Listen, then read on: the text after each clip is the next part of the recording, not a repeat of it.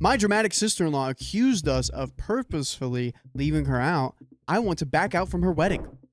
Beep, beep, beep, beep. That's me backing up out of that. I really don't know how to keep this short, so here it goes. I apologize for the wall of text incoming.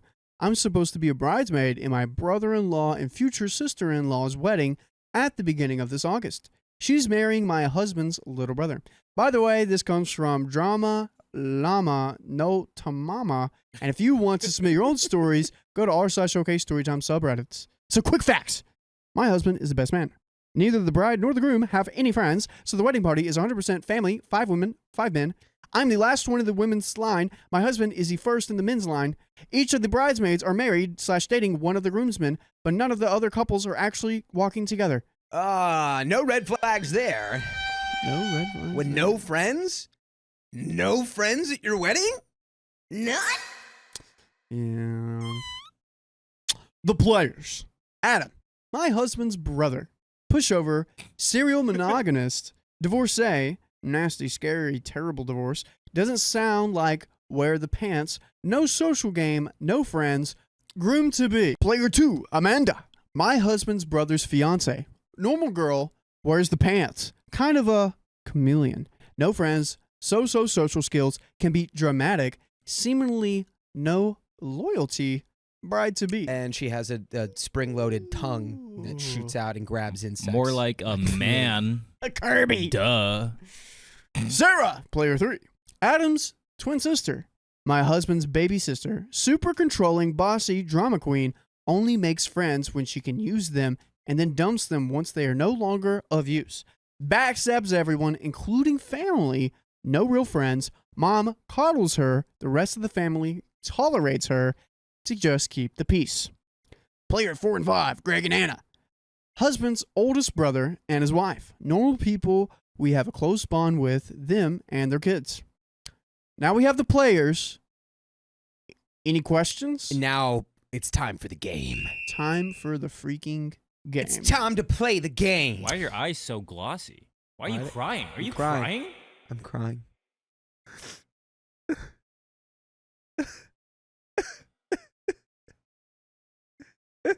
Okay, the game. When Adam met Amanda, he was just starting to go through a terribly rough divorce. Best time to meet someone. Immediately upon meeting Amanda, we became friends. When Adam's ex-wife started making threats and breaking into their apartment, they moved in with us. My husband owes pew-pews, and his ex is terrified of them. Most people are. For a few months, just to get back on their feet. Over time, our friendship grew stronger. She would talk to me about her life, and I talked to her about mine. We did things together, etc.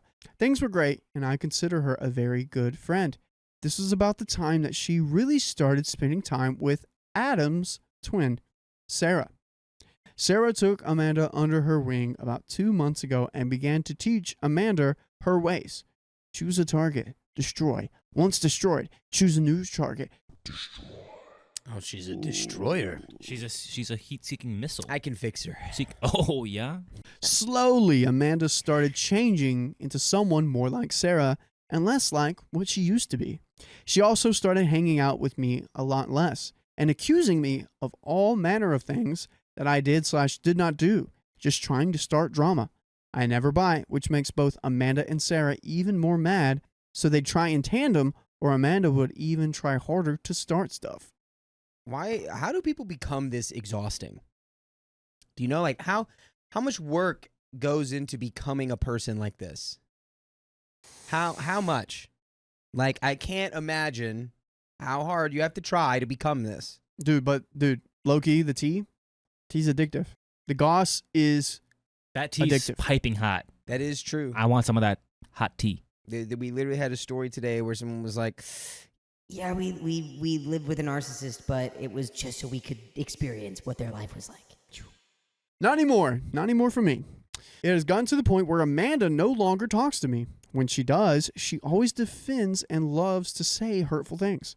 I've tolerated it and kept my mouth closed to keep the familial peace.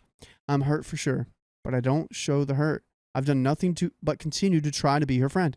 and I continue to invite her to things where she does not attend for random, sometimes spiteful reasons. I had been contemplating dropping her out of the wedding for a while, but to keep said peace, I have so far decided against it. I am just a complete loss for A, why would she treat me this way and not just take it upon herself to pump me out, and B, why did I keep laying there and taking it without dropping out? But regardless, I haven't voiced these thoughts outside of my husband. You have chronic PP, OP. You have chronic PP. No, you What is chronic PP, my friend? You got to emphasize the second P. You know OPP? I know. Chronic PP. PP. Chronic PP. It's not how you pronounce it. Chronic PP. Huh? Like wee wee. Chronic wee wee. Chronic PP. You're chronic people pleaser. Yes, Chronic PP. chronic PP. Voice your thoughts, even if it ruins families. Last weekend, she finally told me that I hurt her feelings because I purposefully excluded her from my wedding.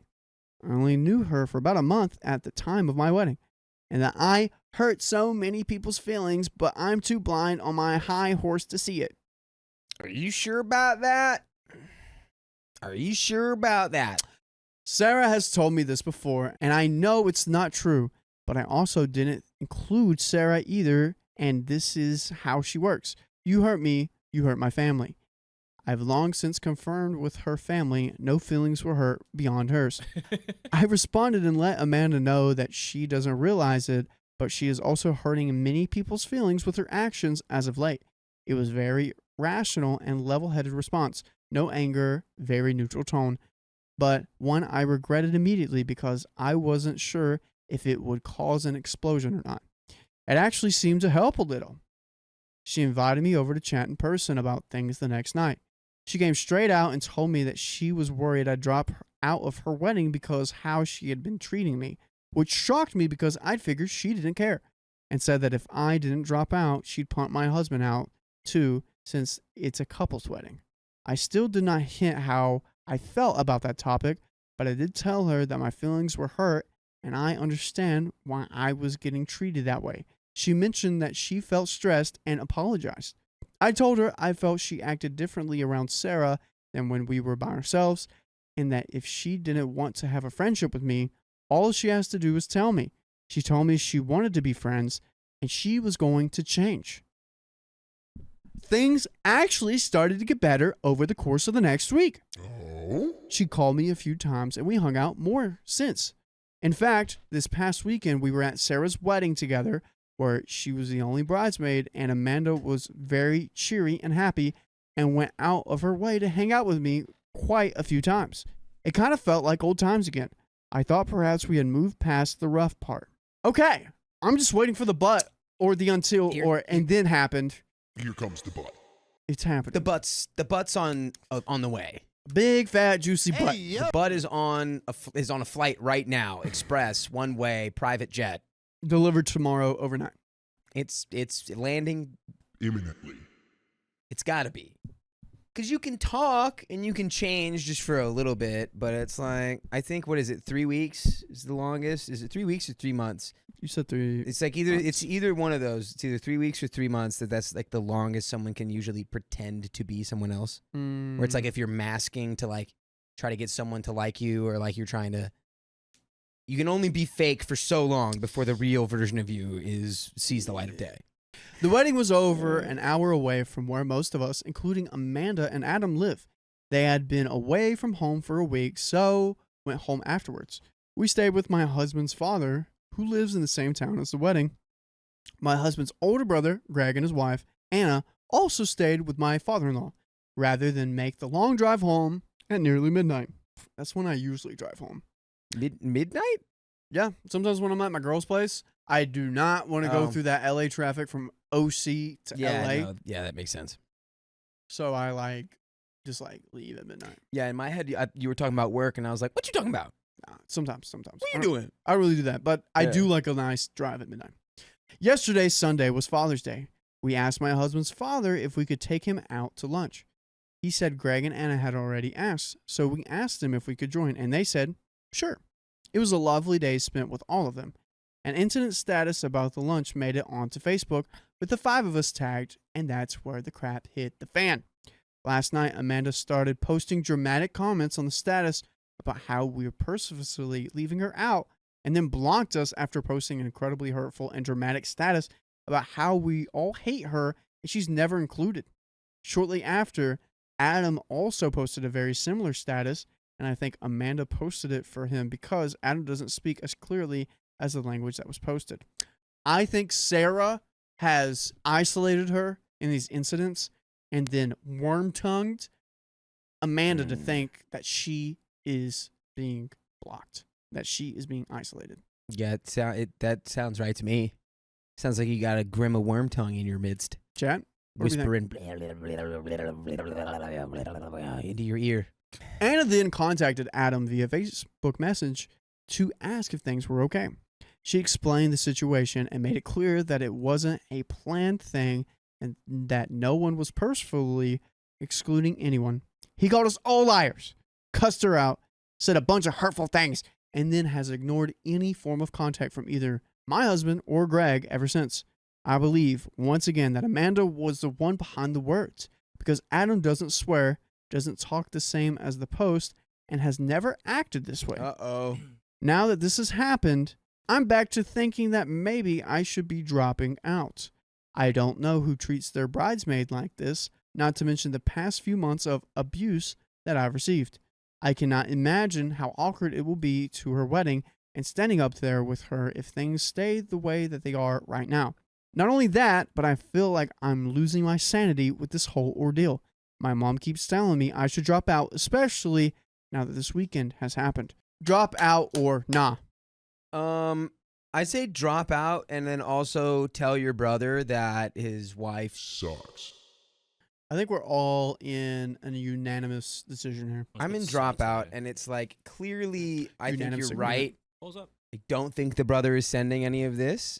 I think the wife or the Low-key. potential sister-in-law has hijacked his life, and you gotta step in because he's not strong enough to get himself out of it. Clearly, Yeah. Loki, the brother probably doesn't even know he has a Facebook. He's like, oh, I have a Facebook? a Facebook, more like a fake book, because that ain't me. Hey, whoa! Dad jokes are rubbing off on him. Yeah, that was pure word association. But at the same time, I don't want to disturb whatever peace may be left between Adam and the rest of the family. If I drop, my husband is punted. He already said he will support whatever decision I make, and after last night, doesn't really care to be in the wedding either. But like me, he's keeping the peace.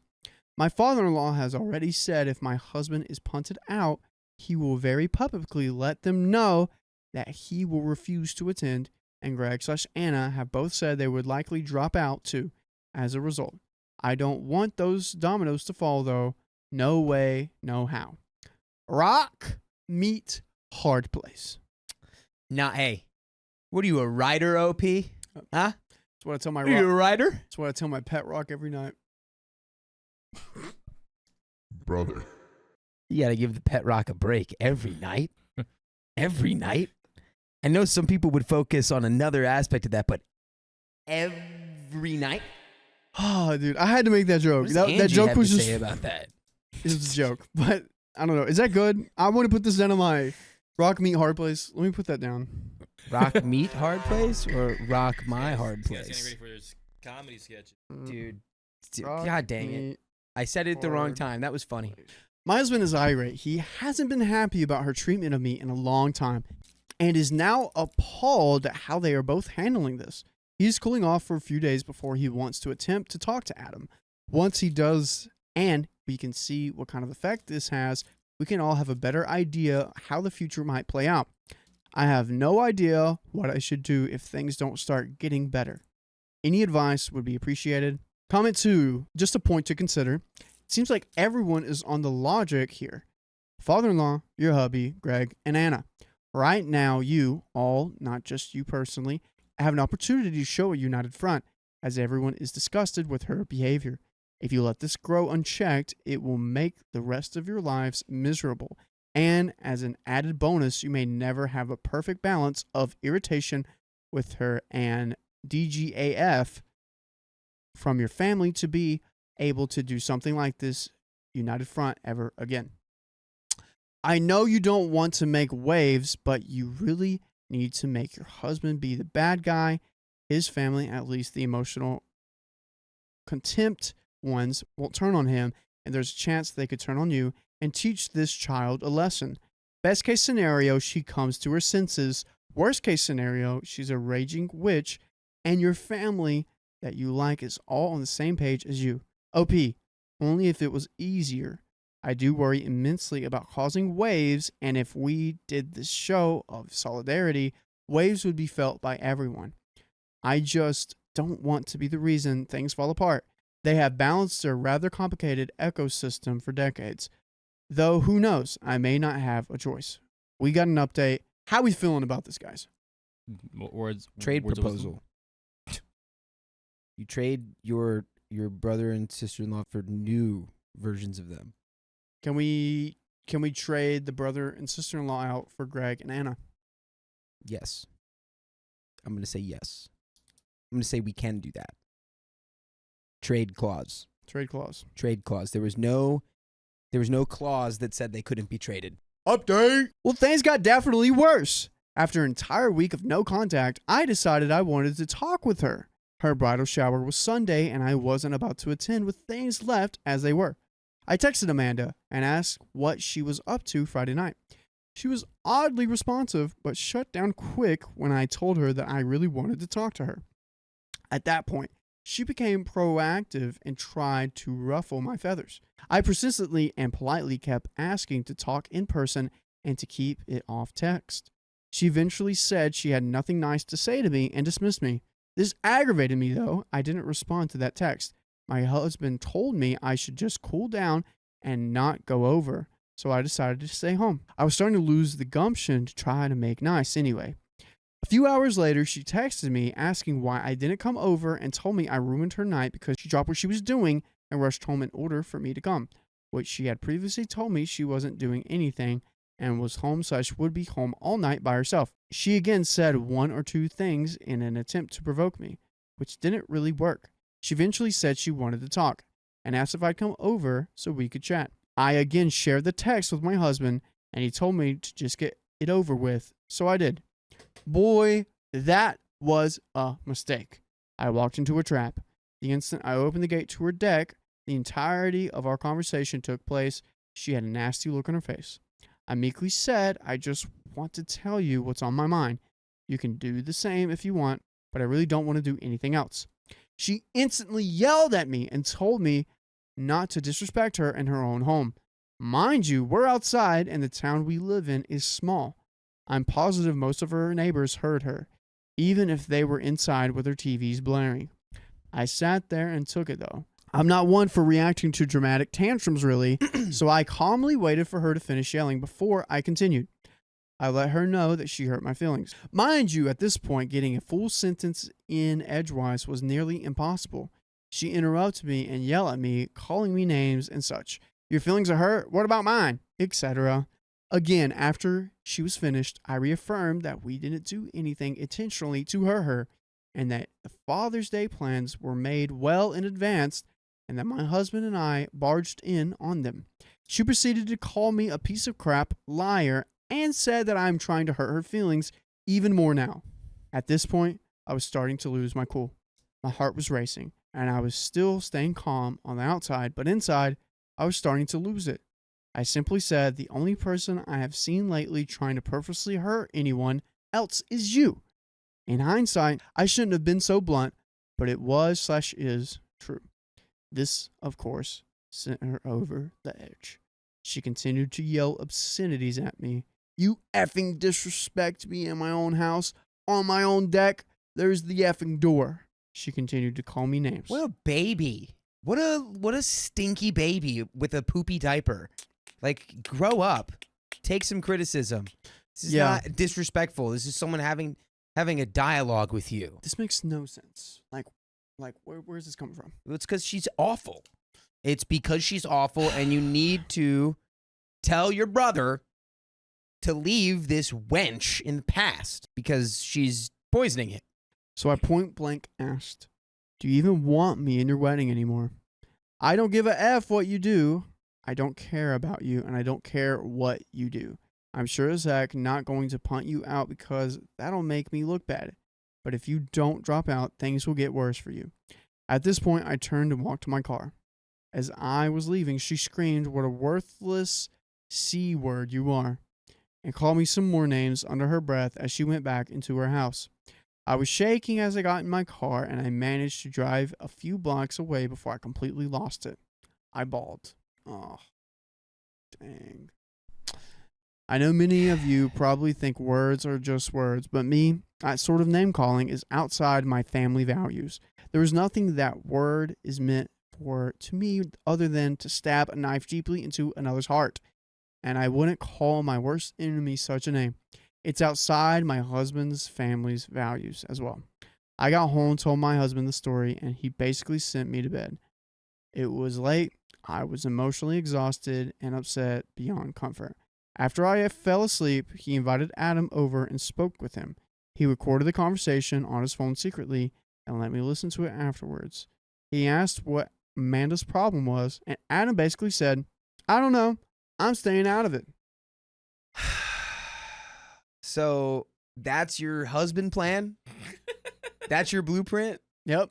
Staying out of it. Hey, I'm just staying out the way. You know, she's going through stuff. I'm staying out of it. That's...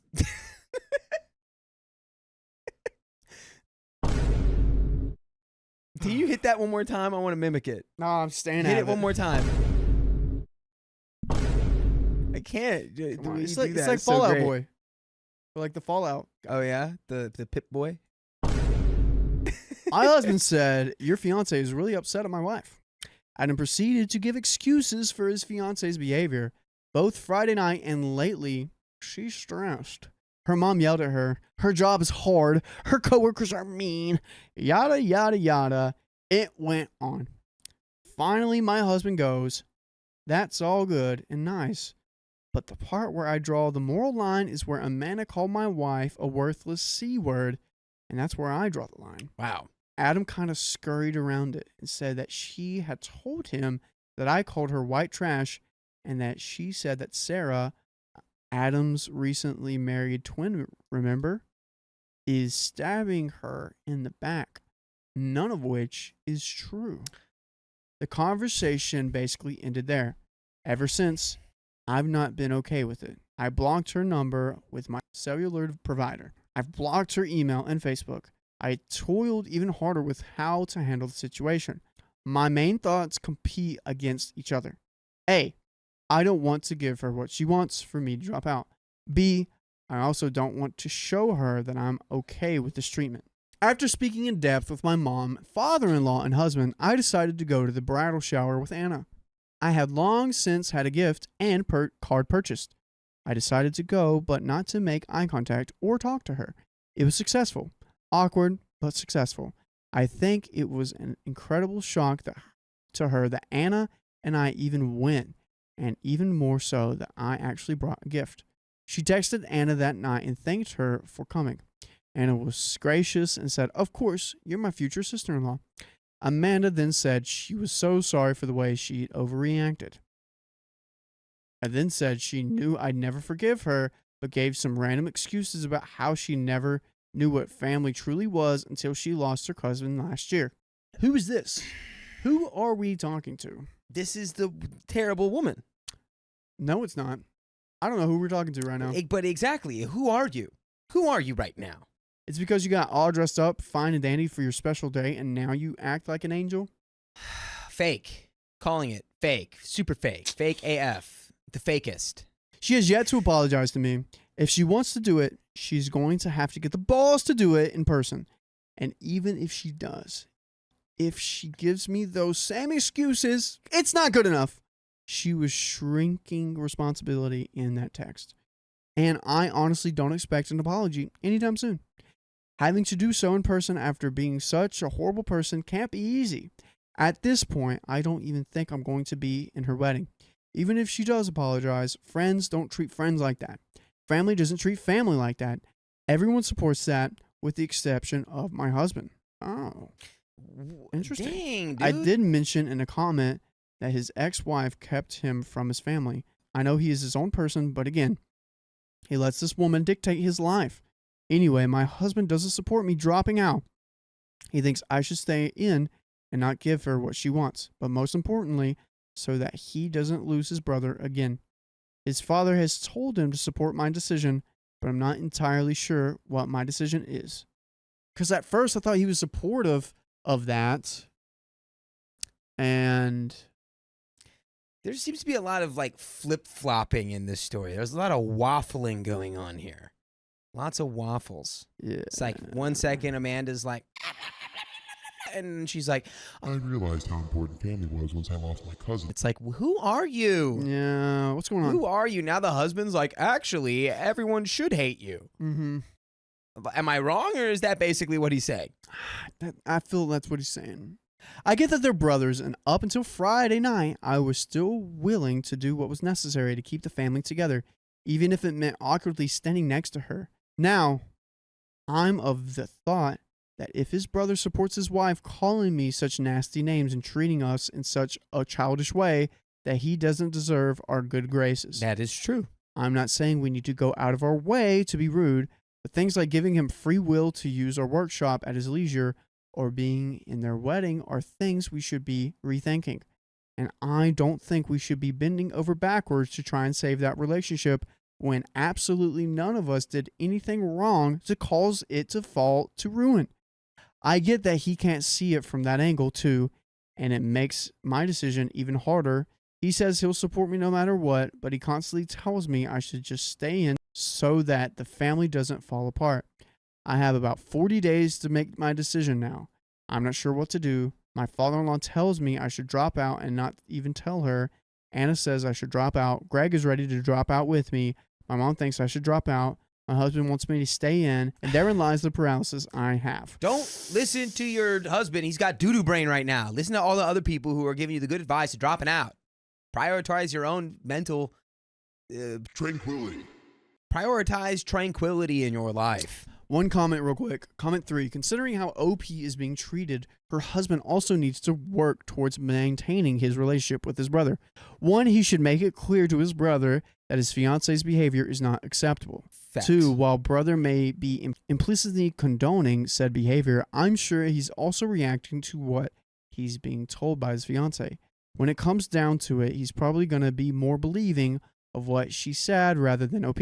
3, back to OP's husband dropping out of the wedding and all the waves that may cause it may end up being what's best for his relationship with his family. Maybe not for them and his brother, but them and the rest of the family. You cannot have one member poison and dictate the terms for the family relationships. OP, you hit the nail on the head with number 2. My husband believes what I'm saying because I'm his wife. I'm sure Amanda were his wife, he'd believe what she was saying too. And it makes it more complicated because Adam's power comes through his woman. In the end, he makes his own choices, and I'm sure he's being fed a story where she was the good guy. Though I do not know, he was told that she did explode on me, and she did admit to calling me that name. I do also agree with point 3 after reading all of the responses to this post. Thank you. We have a second update, guys. What was that poll again? People dropping out? Yeah. Drop out or not? I say drop out. It sucks that everyone's telling you to drop out except for your husband. I see your husband's point. That's a hard one. Who cares if it's what she wants? At this point, it just matters how it affects you. If you're going to go there and it's going to suck and it's going to be like pulling teeth, so why go? Yeah. Why go and be around someone who's clearly so just like deranged and is out to get you? Yeah. You know, like, I just don't go. Don't go. I would say drop out. Just And don't go. Also, get your husband to be like, hey, tell your brother that his creature from the Black Lagoon needs to come correct. All right? She can't be saying all this stuff about me. Yeah. And then you be having a complete non-reaction to it. Yeah. You know? Respect. There needs to be mutual respect between both groups here. And if there isn't, then why would I want to be around you anyway? Yeah. Don't care that you're in-law. He shouldn't even care that it's his. He should be more on his brother. Facts. Like, why are you letting my wife or your wife badmouth my wife? I'm going to stay out of it. I don't know. He doesn't even care. He's like, I- I'm just going to stay out of it. I'm just here. Jim, or if you care about your mental health, yeah, you got to get out of it. It depends on if you want to be principled or care about your own mental health. Update 2. So to recap, my future sister-in-law has been treating me terribly, and it came to head about 4 weeks ago with her calling me a worthless C-word after yelling at me. I basically cut all contact with her. I blocked her on Facebook, email, and all other social media. I also blocked her phone number at the cellular provider level. I've given it 4 weeks to kind of munch over all the advice I was given both here and IRL. I finally decided to talk to my mother-in-law about it last week. She's a drama llama who's always hungry, so I was very careful with what I said. I briefly and neutrally summed up the events. I had her blocked on all levels, and that I was at the stage where I needed to make a decision about the wedding, and that I was leaning towards dropping out. What surprised me most is that she said Amanda was actually adamant to calling me a C-word and for the most part admitted to the terrible way she treated me. I wasn't given the exact details of what she was saying, but my mother-in-law did say that my story lined up with Amanda's. What surprised me even more was that my mother-in-law said she supported me if I do, in fact, decide to drop out. Huh. So Drama Mama Llama is on your side. This just shows how terrible of a person Amanda has been towards you. And you don't need to be dealing with this. Everyone is starting to see. That's what Amanda is plotting her own demise. Everyone's eyes will open to Amanda in time. Yep. Even it's opening to Amanda herself. Is it though? It is. She already lied about that. She was like, I've seen now that I understand. And it's like, now she's not. She doesn't understand anymore. Yeah. Be like the legal law you can do in 10th grade and drop out. You can't drop out before that? Nope. Legally? Legally. Okay. That's not what I did. I'll keep that in mind. Anyways, talking to my mother-in-law was kind of a double-edged sword for me. It was a way to get intel, as I know she and Amanda talk a lot. It was also one of those situations where I know mother-in-law will tell her basically everything I said. So in a way, I was kind of hoping it would inspire Amanda to reach out or apologize. Well, it kind of worked, but not in a satisfactory kind of way, if you will. Amanda tried texting me the next day, apparently, and when I didn't respond after a few days, because she's blocked and her messages won't go through, she texted my mother-in-law. And she said she was worried because I wasn't responding to her apology. My mother-in-law let me know, of course, as an FYI. 2 nights ago, Amanda texted my husband asking if he had his wedding clothes in order. He said he did. She then asked if I had received my dress and if it fit. He never responded. Yesterday morning, Adam also texted my husband asking the same question. Did she get her dress? Does it fit? Again, no response was given. And then last night, Amanda texted again, asking more insistently, and indicated that she needed to know since it was her wedding and it's only 22 days away. She got a little rigid and said she apologized to me, but that I wouldn't accept it. So he basically told her, your communications aren't getting through. Maybe you should come talk to her in person. This sparked a huge, nasty barrage of texts from her. She basically accused me of doing everything she did to me while claiming she was the calm, innocent angel. Dude, she's just she's a liar. She's just a compulsive liar at this point. She claimed I called her all manner of names, that I told her I didn't want her marrying Adam, that I called her by Adam's ex-wife's name, that's pretty funny, and that I belittled Sarah, Adam's twin sister, and that I called her nasty names. She admitted to saying she called me 2 names but didn't clarify. I don't really remember in much of the terrible names now except for the see you next Tuesday part. He kept being persistent that if she wants to talk to me, she needs to come talk to me in person, and that if she's kept sending nasty texts after nasty texts about how I'm the villain in all this. Regardless, she kept barraging him with texts. She eventually said, look, this is all probably comes down to the fact that your wife hasn't got her dress yet, so she can't even be in my wedding. Since you two are a couple, I think it's only fair that since one guy also has to be punted out, that I punt you. So either you drop out together or I'll punt you out. My husband sent her a picture of the dress hanging in our room and told her if that's how Adam really feels, he can tell me to my face when he gets off work tomorrow. She told him to stop texting her as it was making her mad. And my husband, being my husband, sent her one last text, said, "Good night, winky face." I'm not really sure what hour or even what my next move should be. Greg and Anna are still blocked. She shared some pitiful apologies with Anna that I think she was hoping I'd be shown, which I was.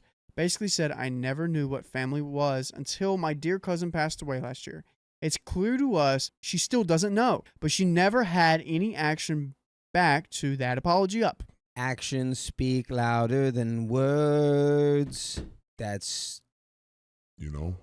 that's the way the boat floats. Shrimp on a stick, dude. Yeah, dude, Adam is doomed and Adam is cooked. Adam is spicy cat. Whipped. If Adam can't get out of this, I don't think he's getting out. Yeah, If Adam can't see that he needs to get out, I don't think he's ever gonna see he needs to get out. yeah, if this was my brother, I'd be like, dude, look, your girl's cray, and you need to leave. You need to escape. There we go. Escape. Escape. Thanks for letting me cook, guys. Uh, So these two are planning to go over and talk to both Adam and Amanda tonight to formulate their next move. They're both aware of what happened last time. Text messages, screenshots were shared, so they are completely prepared with the 100% picture fact proof. I also had Anna act as a second pair of eyes on my letter before I sent it, so she knows that too. My father-in-law has been made aware. He's the one who originally is telling us that if she made good on her blackmail to pump my husband, that he boycott the wedding completely. He's still asleep, I'm sure. It's early morning here. I really have no idea which way his reaction will go. I'm basically cutting her out of my life for now. How my husband handles his brother is up to him, and I really don't care. I'm documenting everything that happens. I'm sure I wish I had recorded that argument so I could play it back for her to hear how much I actually did yell at her, which was zip, and how little of a victim she actually was, which is Zed. Zip and Zed. I'm just not sure if there are additional steps I should be taking at this point. Help. And guys, we can help you if you go to your favorite podcast platform, search up OK Storytime, and you're going to hear so many stories just like this one. You got to go over there. We have a little bit left of the story. Dakota, Keon, Wait, go over where? how are we feeling? Go over to your favorite podcast platform and search OK Storytime. Like iHeartRadio, like Apple Podcasts, like Spotify.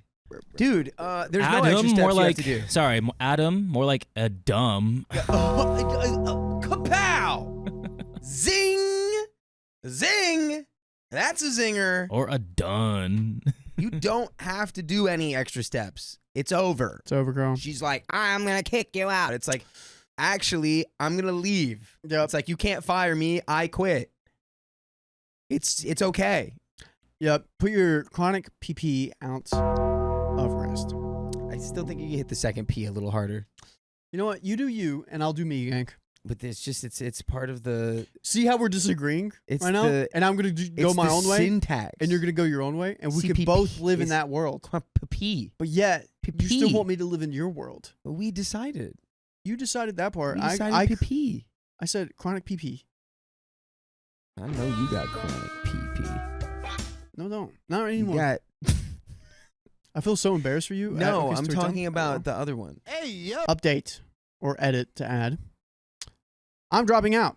I mailed her a resignation letter yesterday morning before all this sparked last night. And I know she hasn't gotten the letter yet, so there might be worse yet coming. So I didn't include this. It's a decision that I made a few days ago, and I thought I had that very important detail in my original post. At this point, my advice is what I do going forward. I'm not in her wedding. I won't be in her wedding. No amount of anything will change my mind, Good. especially after last night. Don't And be in the wedding. wow, OP, I'm so happy for you. You just gotta like let Amanda go. Like, yeah, Adam did exclude his family when he was with his ex, but he continues to make this decision somehow. He continues to somehow find a way to exclude his family with his partner, and that's on him. It really is. Like, it's Sad. not your responsibility to get him out of there. No. If it's anyone's responsibility, it would be like the brother or the family. But like in terms of you dealing with Amanda, just don't. Don't do it. Why? She's terrible. She's awful. Not Normalize worth it. not catering to the whims of awful people. Comments. This is the last little update OP has. My intention with my mother-in-law wasn't for any purpose other than to find out if Amanda showed remorse. I think you might be misunderstanding. I blocked her on the cellular level the minute I pulled out of her driveway that night. She's the type that to get dirty via text, and I wasn't going to have that. So she wasn't able to text me an apology. She might have tried, but with the way it works, my cellular provider, I'm not even notified when a blocked contact attempts to text or call. So I had not been otherwise told. I would have not known. At the time I blocked her, I honestly did not know which choice I chose. It's been a very long few weeks of toiling over it in my head. As time went on, I was able to fully digest things. The option of dropping out became the smart one. Her asking about my dress at Hull was something I wasn't made aware of until last night after she'd blown up. We were still friends when I ordered it, so she wasn't aware that I had it ordered and that it'd be here in 30 days. Adam has been over many times since we got it. It is hanging in clear sight. I know he's seen it. I guess I just figured she was aware, so her even asking was kind of something I didn't expect. At the time I talked to my mother-in-law, I did not know if I should drop out or not. I was finding myself at a complete deadlock. My full intention, intel-wise, was to find out if she was remorseful. I also wanted to support her if I chose to drop out. I found out she was not remorseful and was actually prideful in the whole thing. My hope in talking to my mother-in-law was that I'd find out that she was remorseful or regret her actions, as that would have been told to me that the friendship could have been salvaged. It was also that she'd tell Amanda, which I'm sure she did, led her attempt to apologize after that conversation took place, so that Amanda would realize I was hurt. Amanda knows I'm hurt. That's as schemy as I get. Greg and Anna have been battling their own issues, starting with the whole Facebook thing. There have been other incidents with them and Amanda/Adam that I won't get into as it has no effect on my story or decision. They are formulating their next steps as they, too, are considering dropping out. The events of last night just added fury to Greg. My husband was telling Greg about it. He said it seemed crazy that my husband shared the screenshots to show exactly what was said. I wrote my resignation letter more as a way to vent to myself. I do that from time to time. Write myself letters when I get upset. It helps me calm down. In this case, the letter was severely watered down to serve a dual purpose, to also resign. I let my sister-in-law read it. My father-in-law hasn't seen it yet, knows that I sent one, to make sure it was a neutral and calm, which it was. I also do not dictate who my husband can or cannot see. When I said he doesn't deserve our good graces, I was meaning that I wasn't going out of my way to be nice anymore. I'd be civil, but I'd no longer bend over backwards. The thought of asking them to no longer burn trash on our property did cross my mind, but I let that go that first night. This is a problem between me and Amanda, and I would never control my husband in any way. I'm not sure what my end goal is. Honestly, I don't care that they get married. If that's what makes them happy, then so be it. I'm not looking for anyone to drop out nor threaten to drop out. I'm sharing what has been told to me organically through this long chain of events. If father-in-law doesn't attend, it's 100% his idea from the start. He was the one who initially told me I should drop out and even said I should do so without telling her. Woo! That's it. That is it. And I got downvotes. Why was that downvoted? I don't know. My sister-in-law excluded me from her wedding photos, so I excluded her from mine too. An eye for an eye makes the Boo. whole world angry. Get comfortable because this is a long one with lots of subtext, LOL. So this was before my husband and I got married and leading up to it. My sister-in-law never got along with me. Why?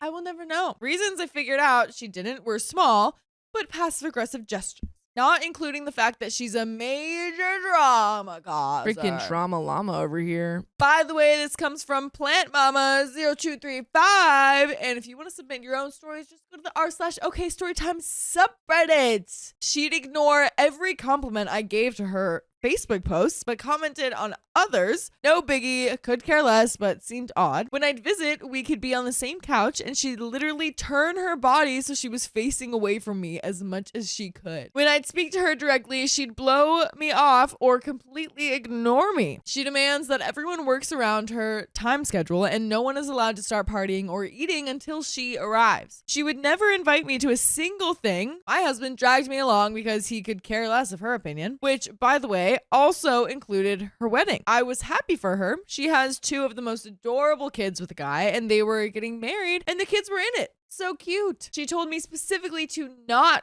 wear the wedding colors. Okay. I mean, it wasn't hard. I would have originally had to buy something if I did. But the day before her wedding, she's such a bridezilla. My heavens, it was insane. She ordered everyone around for the dumbest things. She demanded her wedding photos be outside, but no one could go stand in the shade in case she needed them. And this was mid-hot summer. Oh, wow. Wasn't much of a problem for me, but her mom doesn't handle heat well for medical reasons and got sick. She didn't seem to care. Everyone had to go by the schedule except her, which she was late to everything by at least 1 hour, making everyone wait places, whether at a hot park or sitting waiting for the wedding to start. We had to follow them around because she wanted everyone to see her get photos taken of herself in the bridal party. She demanded my husband to wear a very nice suit and he was going to be an usher. No, she didn't ask. She demanded. And yes, this was also a day before the wedding. So he had to rush to a suit store, spend $350 on a new suit that got the colors. And then in the end, she never had him do it anyways. We get to the wedding and boy, am I getting dirty looks. Turns out the guy she's marrying in their culture all wear the wedding colors. Oh, and she told her not to. She told her not to. Oh, and I feel like wearing the wedding colors is a pretty common thing. Yeah. I don't think you necessarily have to in a lot of weddings, but it's definitely suggested and preferred. Yeah. And obviously she had her mom and dad wear the colors and demanded her brother to. So I was literally the only one at the wedding not in wedding colors. After the ceremony, they did family photos. There were so many, but understandable. You want to have a lot of pics to remember. She made sure my husband and I were in exactly 1 photo and were again kept out of 99% of the family photos. Again, I brush off because I'm dating him at the time, so it's not like we're married yet. Keep in mind, we've been dating for 3 years and friends for 5 years, so I've been around for a while. Proceeds to spend her entire wedding ignoring us and her parents at her own wedding. Despite all her BS, we decided to gift her a $350 dishware set. It was beautiful. She had a whole family to take care of. I figured they'd love it. I always enjoy giving gifts because it's always seemed to make people happy. And she complains that it wasn't sent to the right address. We sent it to the address on her registry. And then 2 weeks afterwards, she put it up for sale on Facebook Marketplace for $200. My perfect then boyfriend proposes so adorably. He knows I'm people shy, so he does it in the comfort of the home with our favorite snacks and just leans over with the ring and asks. I decide on a parents and grandparents, and the people in the line were the only ones to go to the ceremony. I wanted something sweet, quiet, and special. I don't like a crowd and wasn't planning to be anxious during my own ceremony. I also didn't have people walk down the line and had classical violin music playing in the background. Just a peaceful moment. I had my maid of honor, sister-in-law of my brother, 2 bridesmaids, sister and niece, and a bridesman, my brother. He has best man, brother, groomsman, my brother-in-law, and a groom's girl, his sister. Boy, did she pitch a fight when I said no kids, no extra family, no phones, paying $6,000 for a photographer. I want them pretty. She demanded I allow her kids and husband in the room. My husband helped me stand firm, so she said she wasn't coming and hoped I enjoyed the ugly photos. Mature, am I right? She decides a month before the wedding she's coming, but since her kids and husband aren't allowed at the wedding, it will just be her. Obviously, not what I said, but whatever. She then proceeds to cause drama. She doesn't want to be alone at a hotel, so she prevents her parents from enjoying any of the family wedding traditions. They make it late to photos, and she complains the entire time about the cold and how her wedding was so much warmer. She never smiles the whole time she's there, and in the single wedding photo she was put in, and witched about how the photos would look ugly at such a boring park. This is before the ceremony, mind you. So before we leave for the ceremony, I told the photographers to put her in as few pictures as they possibly could. They seemed eager to agree. So any wedding photos beyond that did not contain her at all, putting her in exactly one photo at the park. Oopsie. Right. And then she also made it so her parents missed out on the after wedding family traditions because she was tired and wanted to go back to the hotel, and told us it wasn't a good enough wedding to bring a gift to. What the heck? What? You have to have a very entertaining wedding with horses and with music and a live band and a DJ. If your wedding doesn't have the queen, then I'm not bringing a present. It's not worth a gift. Your wedding was dull. Entertain me, little boy. I was a little hurt that they put her first when I wanted to include them in traditions that were so important to my family, but nothing I could really do about it. On a side note, the lovely extra drama included 2 people that wore white. My aunt's verbally harmful ex-husband showed up and caused a riot and small tussle with a couple of guys in my family, hauling his butt out. Their daughter was upset, rightfully so, and got wasted and caused a racket and was also taken out gently. Realized we had a dry wedding for religious reasons, so I guess she came prepared. We're still a little sore about all the drama, but can still laugh at all the random happy moments we got to share. Also, don't come after me. It was a dry wedding, but had so much dessert and non-heavy drinks to make anyone happy, with plenty of actual board games to play. That's fun, having board games at a wedding. I love board games. That's an amazing idea. I literally had that idea while I was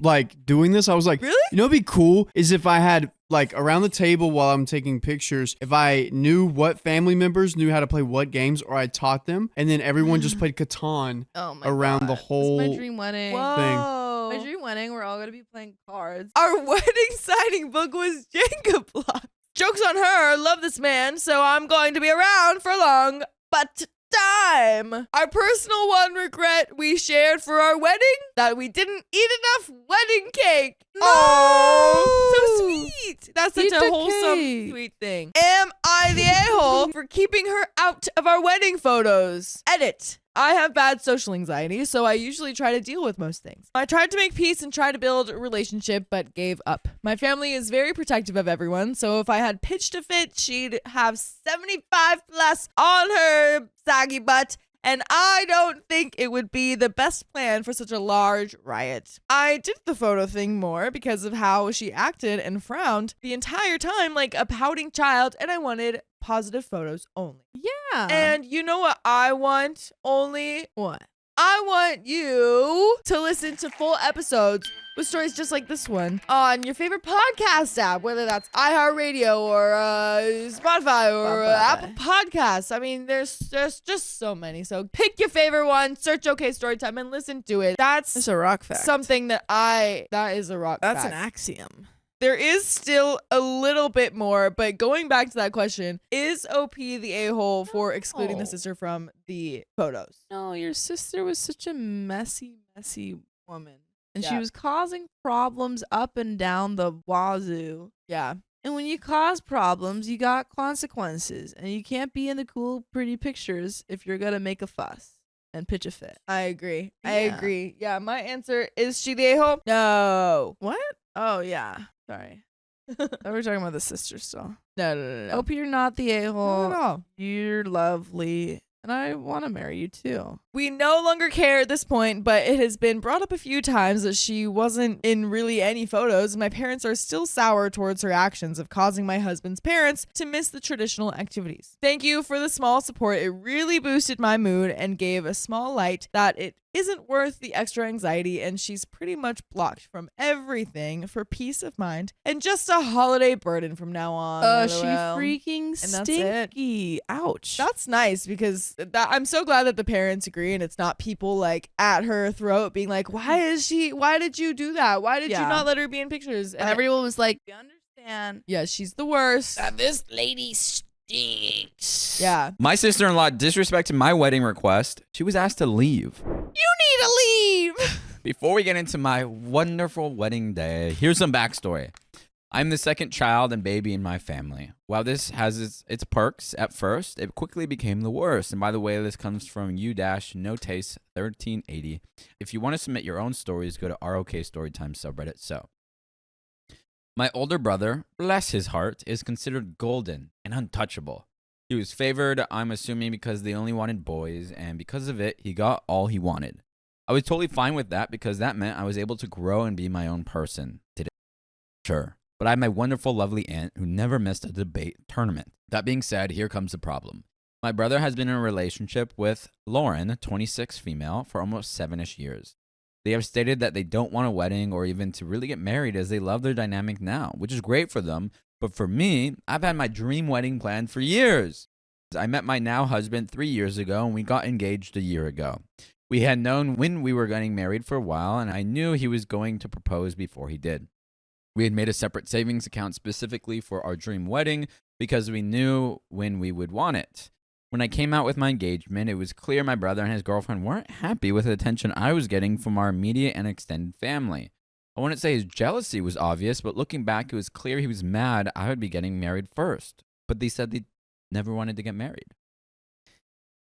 Why would you be jealous then? Why are you making a problem? Fast forward to the day we announced our save the date. Literally right after we sent them out, my brother finally proposed to Lauren. Oh. Uh-oh. While I was a little confused, I still offered them congratulations and was overall happy for them to be taking that step. Now, if you think they decided to get married the same day, I'm happy to say, thankfully, no. That would have been crazy. That would have been crazy. They did not. They are waiting and hoping for the perfect day to just arise. Shortly after, my brother came to me and asked that I let Lauren be part of my bridal party so she could see firsthand what goes into being a bride. While I had some reservations, I ultimately decided to let her become a bridesmaid to try to bond. Horrible, bad idea. She was a mess to work with. When it came to days to meet up for bridesmaid dress shopping, she suddenly became sick every single time. It's a miracle that she's alive with how much she was sick. I didn't mind, but let her know we needed to get her dressed soon. I wasn't picky with what my bridesmaids wore as long as it was not black. I've always had this dream of wearing a beautiful black wedding dress, so my wedding colors were anything but black. Very emo. I love it. I love it. My husband chose a beautiful red tuxedo, so we decided that our guests can wear whatever as long as it wasn't those two colors. This is the one time where you can actually wear white to a wedding. You can wear it. Yeah. Live your dreams. My future sister-in-law hated that idea. That's so funny that it's not your wedding. Yeah, it's just crazy. That's like not. It's literally, Your wedding. you don't have to do that. Every time it was brought up, she never failed to mention how tacky and weird she thought it was. That is so rude. Why? In front of the future bride to be like, your wedding decision is tacky. I'd be like, oh, okay. Well, actually, you don't even have to be a part of the wedding. I didn't mind because it was my wedding, not hers. I loved my wedding dress, and so did my husband, but who cares? Besides making finding her dress difficult, she also refused to participate in any of the activities I planned for the bridal party. To thank them for agreeing to be my bridesmaid, my wonderful maid of honor and I planned a weekend getaway for all of us. We paid for the whole thing. They just needed to show up. We rented a house near downtown of the city we chose so we could bar hop and attend a few events that were going on. Lauren made the whole weekend awful. She complained that all the things we planned were dumb and a waste of time. She called my brother countless times to complain about how she hated it and wanted to come home. I later found out that whenever we went to go places and she would refuse to, she would call my brother and say we purposely left her out. So now she's just lying. This resulted in him going off on me for being mean to his fiance. Oh my God. My maid of honor, Emmy, would stand up for me and did her very best to find things that Lauren would want to do. Why you Stop. curtailing catering it to her. around Lauren? Fast forward again to 2 months before my wedding. Lauren comes to me saying she found the perfect bridesmaid dress and needed me to go ahead and buy it. Guys, tell me why she sent me the link to a black semi-lace dress that had a slit up the thigh. Now, I don't mind the slit. It was fine. But the color, I felt she was deliberately doing this to make me feel bad. I messaged her saying, hey, did you want me to select a color specifically or choose whichever I wanted? Love the look, though. To which she replied, no, I sent exactly what I wanted. This is so weird. I was upset at this, so I called my brother and basically said she either picks a different color or I'll remove her from my bridal party because I want my day to be perfect. That seems very reasonable. Yeah. He said he had no clue what the big deal was, and if she isn't wearing white, who cares? Me, I care. It's my wedding. She's out. I repeated my previous choice. If she didn't pick a different color, she would be removed. She chose to step down. Good. While I was bummed she didn't want to pick a different color to participate, I don't think you were. I didn't hang up on it too much and continued about my life. Since the dress was out of their price point, I wasn't worried about her getting it and wearing it anyways. Boy, was I wrong. Oh, no. The day of my wedding is here. The morning starts off wonderfully. Everyone is happy until Lauren walked into the bridal suite in a floor-length black gown. Security? Security? Security? I'm I don't know who that woman is. Security? Security? Get this woman out of my ballroom. I immediately started crying and was so disappointed this was happening. Everyone around me was so confused and lost. My maid of honor and aunt both asked her to leave and change her outfit. Get over yourself. I managed to get myself together because I'll be danged if little Miss Lauren ruins my wedding to the most wonderful man I know. Lauren said she didn't have anything else to wear and it wouldn't matter because she won't stand out too much because, again, she wasn't wearing white. Mind you, many guests opted for a white outfit to make my blast dress pop even more, which was really sweet to see. My husband's best men all wore white suits as well. So yes, she would have definitely stood out. My aunt wasn't having any of this though and told Lauren to leave the venue and come back in a different outfit. This made Lauren angry and she said she didn't want to attend the stupid event anyways. It wasn't a real wedding if I wasn't wearing white. Then she left, but not before storming out and making a scene, dragging my brother with her. I was very sad he wouldn't be there, but ultimately it was his own choice and it is what it is. The rest of the wedding went beautifully as I danced and partied until I literally dropped. There are plenty of photos of my husband carrying me to the car to capture the perfect night. 2 days after my wedding, I was bombarded with messages from Lauren saying she was super hurt I let her leave and that she would have never done that to me. That I let her down and she was sad that as my sister of sorts, I didn't let her be happy in the perfect dress. I didn't respond for a bit because I didn't have the energy. Somehow that was the wrong choice. The messages became phone calls and voicemails about how I ruined the night for her and my brother by punting her out and not letting her be involved. Then came the threats. You won't be invited to ours or in my bridal party either since you hate me. I finally responded with one message. Hi, Lauren. I'm sorry to hear you're so upset about not being at my wedding. That being said, you had plenty of time to change the dress and return or even had time to pick a different dress before showing up. You are aware of the color scheme and my one major request. I do not hate you or my brother, and I want you guys to have a very happy wedding. It hurts you might not want me there, but ultimately it's all right. I wish you the best, but for now, I would rather not speak. Yeah. That seems like Just perfect. great. Perfect. Great text. Straightforward. Don't stoop to her level. Facts. Yeah. Easy. And The only lie is that you And don't hate her. mature. I Yeah. hate her. No. But you're don't play her mind games. Don't play. yeah.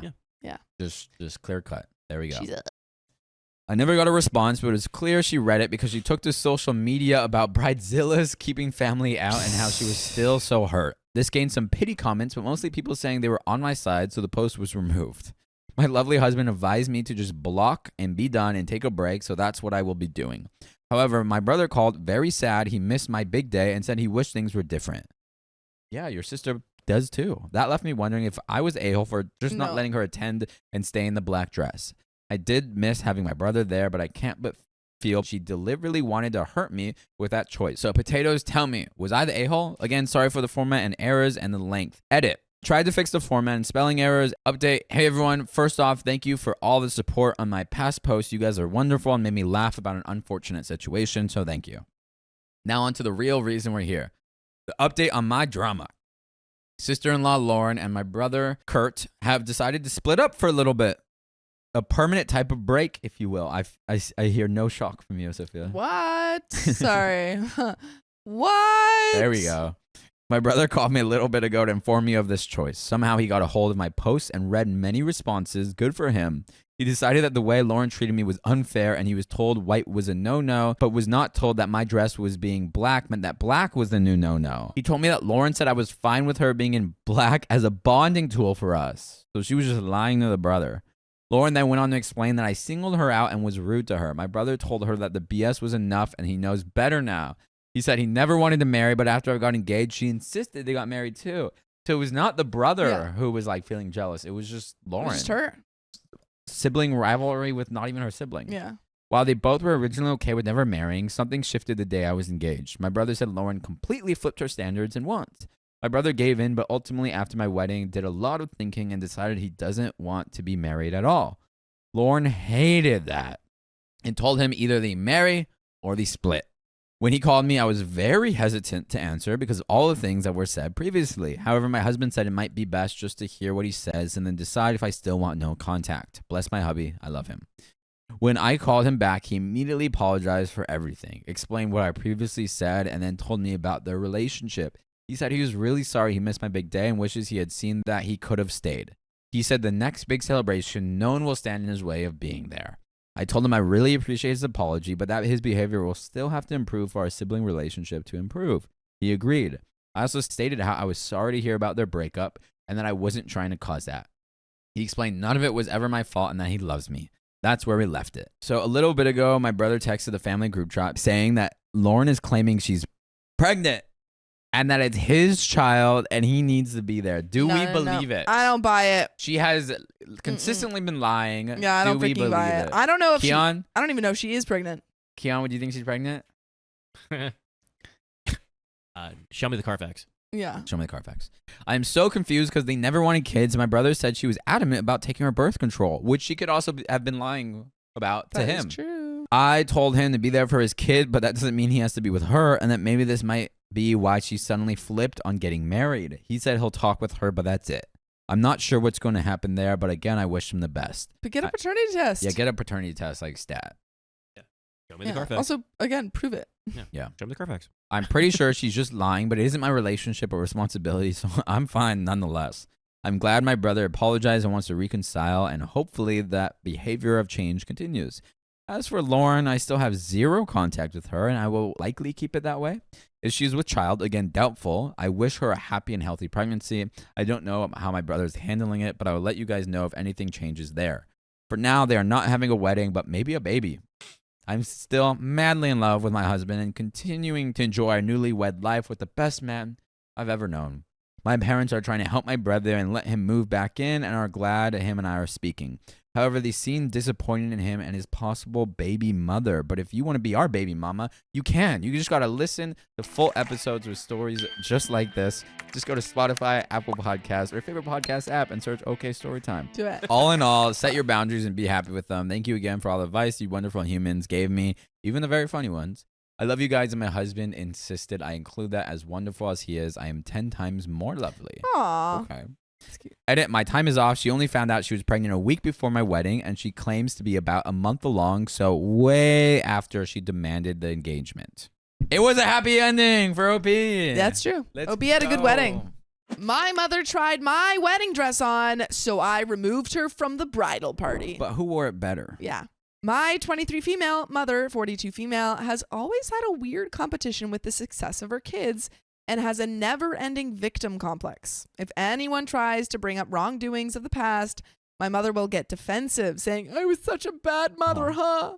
Or I did such a bad job of putting a roof over your head and food on the table.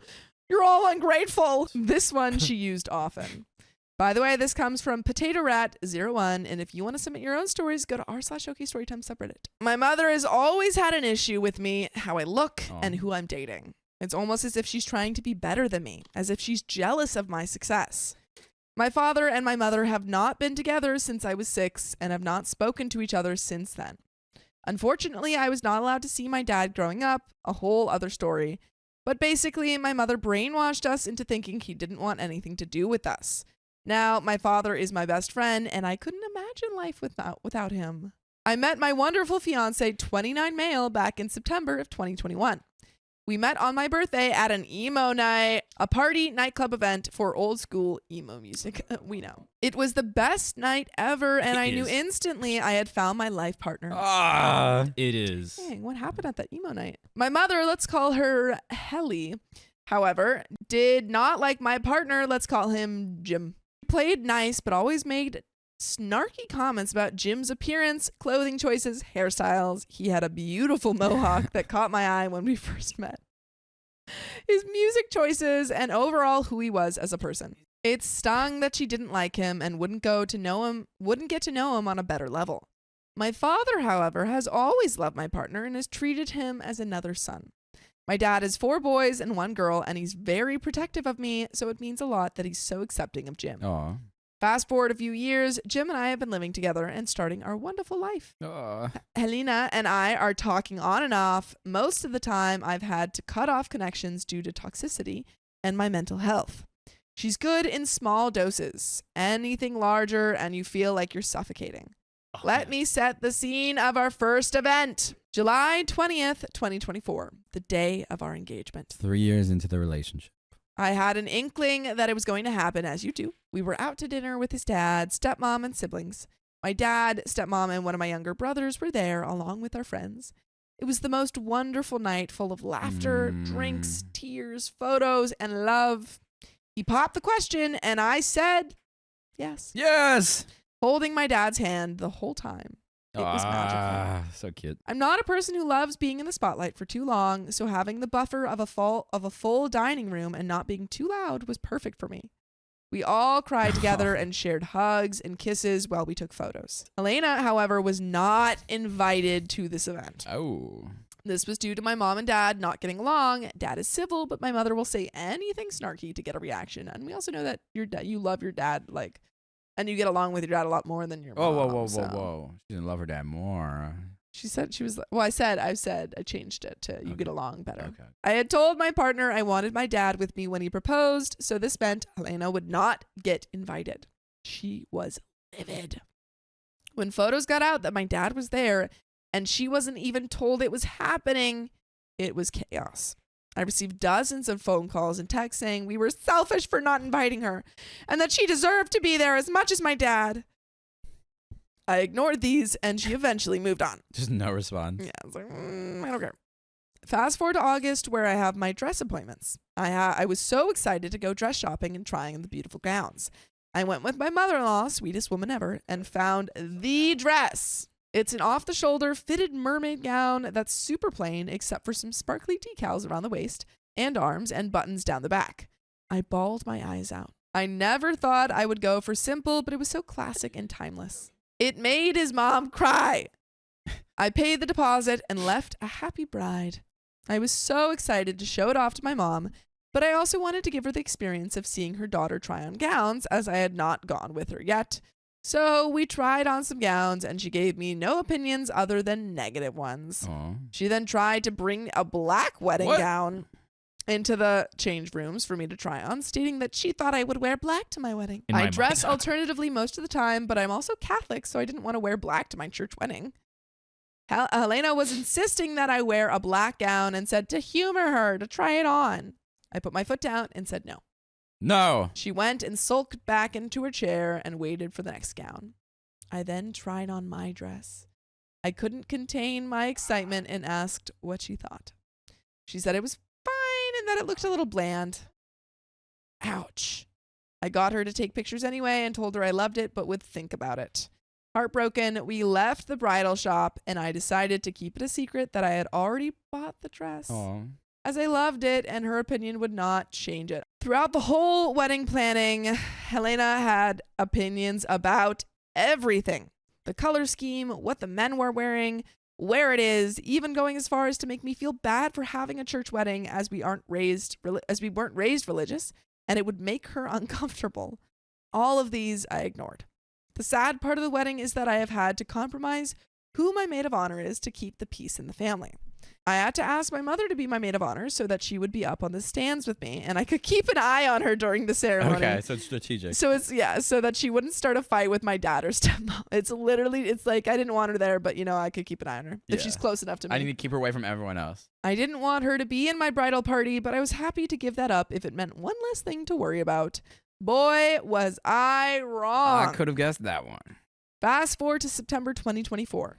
My fiance and I were enjoying our anniversary celebrations with a nice dinner at home, Lego sets, and movies when I went on Facebook and saw a post.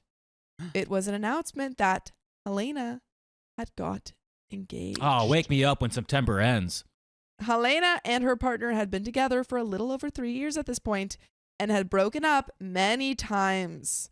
Her partner had always mentioned that he didn't want to get married as he had been divorced before and just wanted a fun life with a fun girl. She gave him an ultimatum. Either he commits or she leaves. Oh. He didn't commit, so she left him for 1 month. Oh. They made the announcement that they were back together and officially engaged on Facebook, and she went ring shopping alone with his card. How romantic. Back to the story.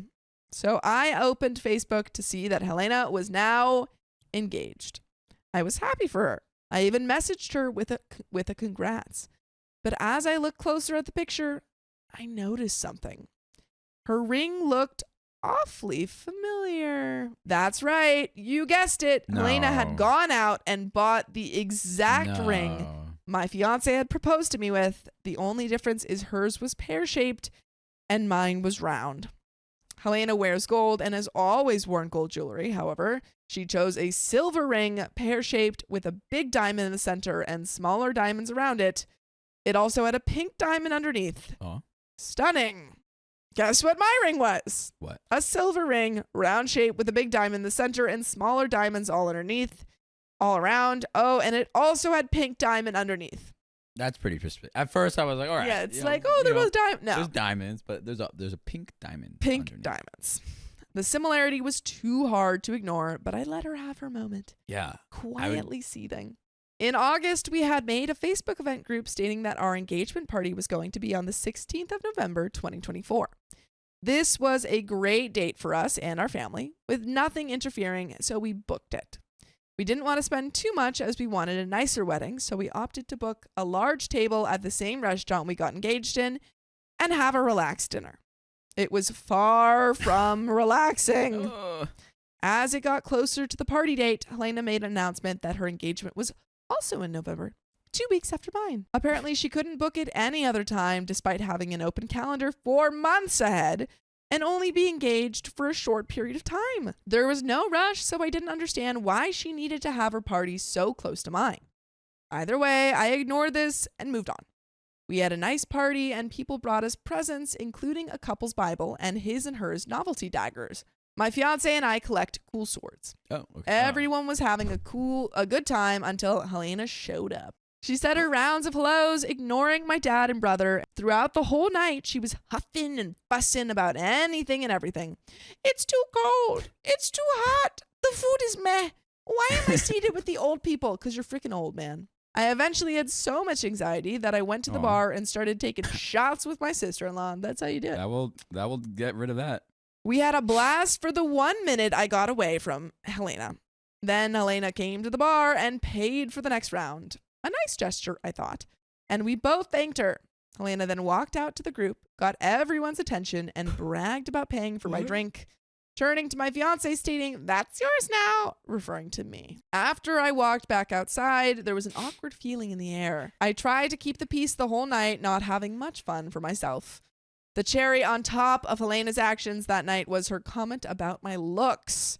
Helena said that I looked chubby in my dress and that I should lose some weight before my wedding. Maybe you should shut your mouth. Wow. That's a stab to the heart. I just walked away. The rest of the night went okay, and Helena left shortly after.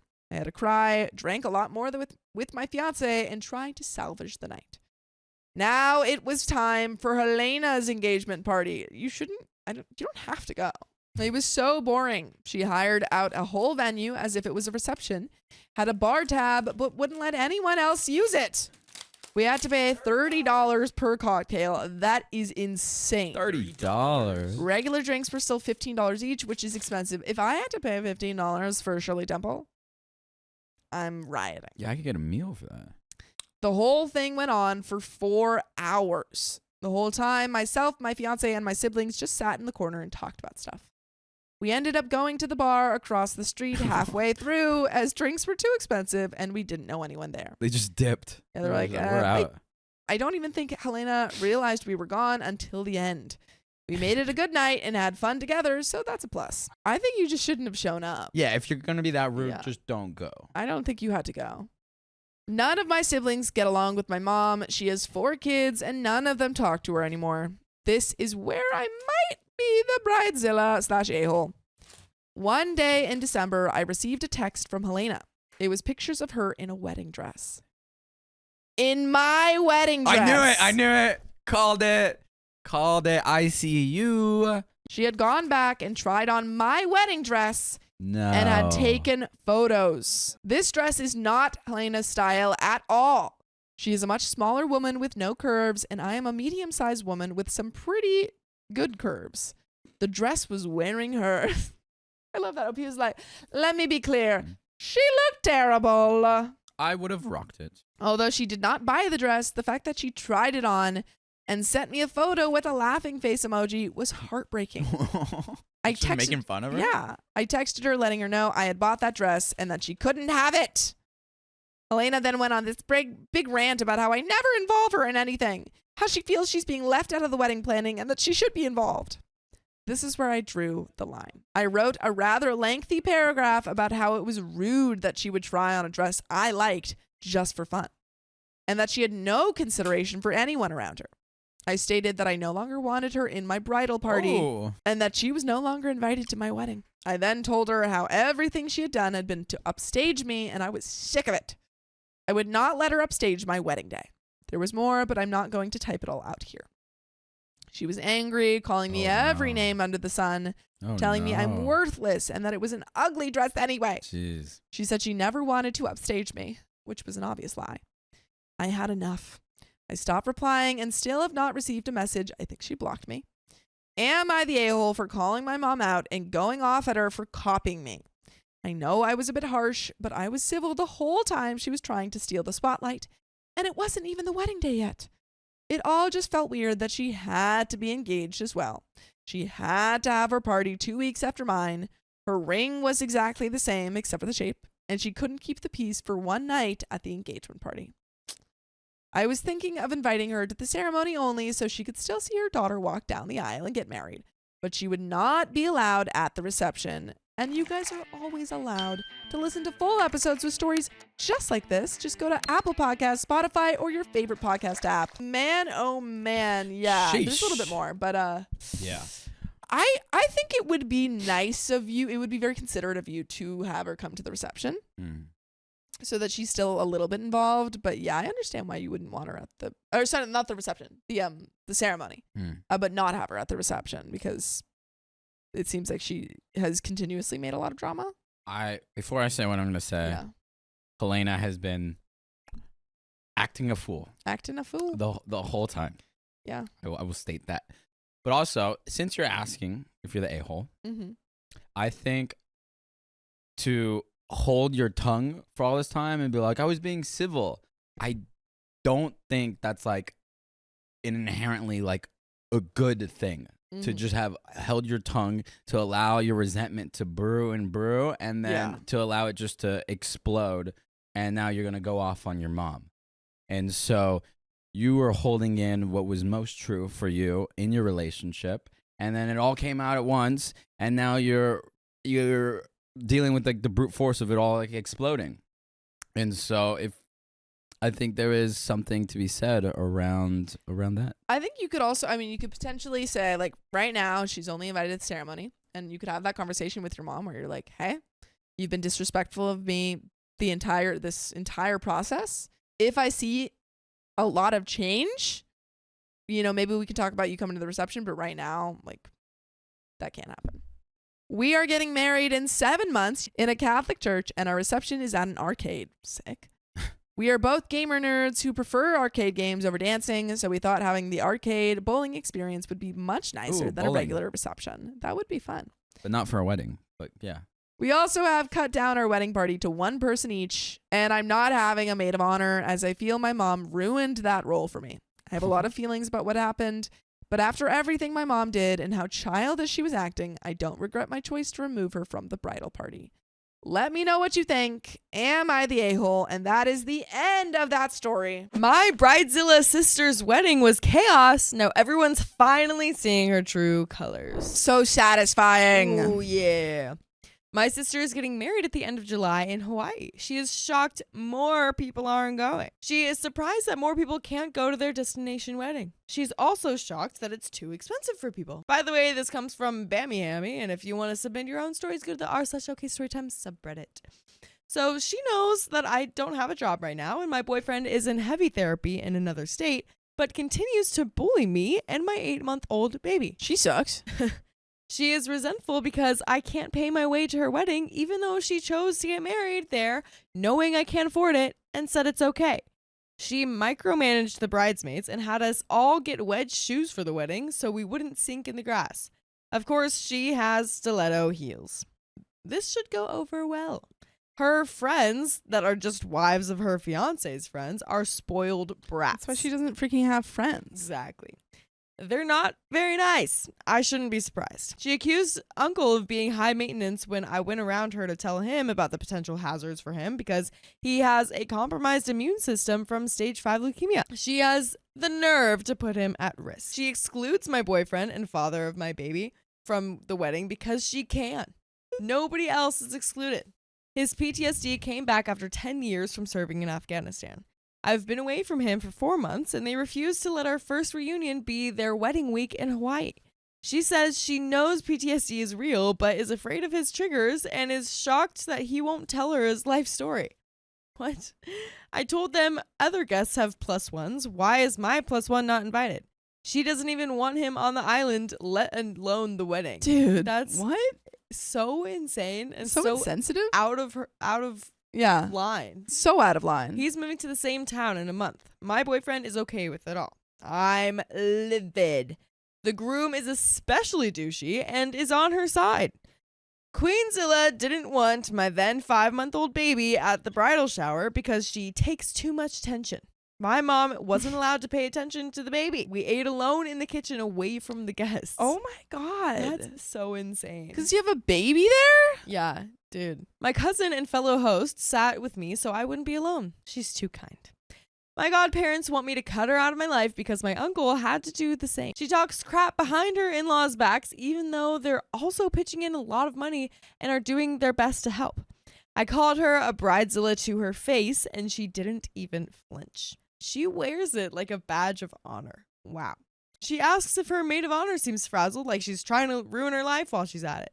Her best friend wants a small wedding after this craziness. Yeah. Oh, wow. I told her the venue is usually 1/15 of the cost of the entire wedding. She looked at me like I offended her. I tried to help, but she would rather be shocked by the bills and create more drama. Her hair always looks almost orange because her friend is a professional hairstylist, and that's what my sister likes. The one time it was slightly more blonde than orange, she made her friend fix it. Her friend had a 1-month-old baby at home waiting for her. Oh, wow. When my sister came home, she looked like her hair was back to her natural color because her friend must have been fed up. That's funny. She has no idea what her hair normally looks like. Lack of introspection and inspection.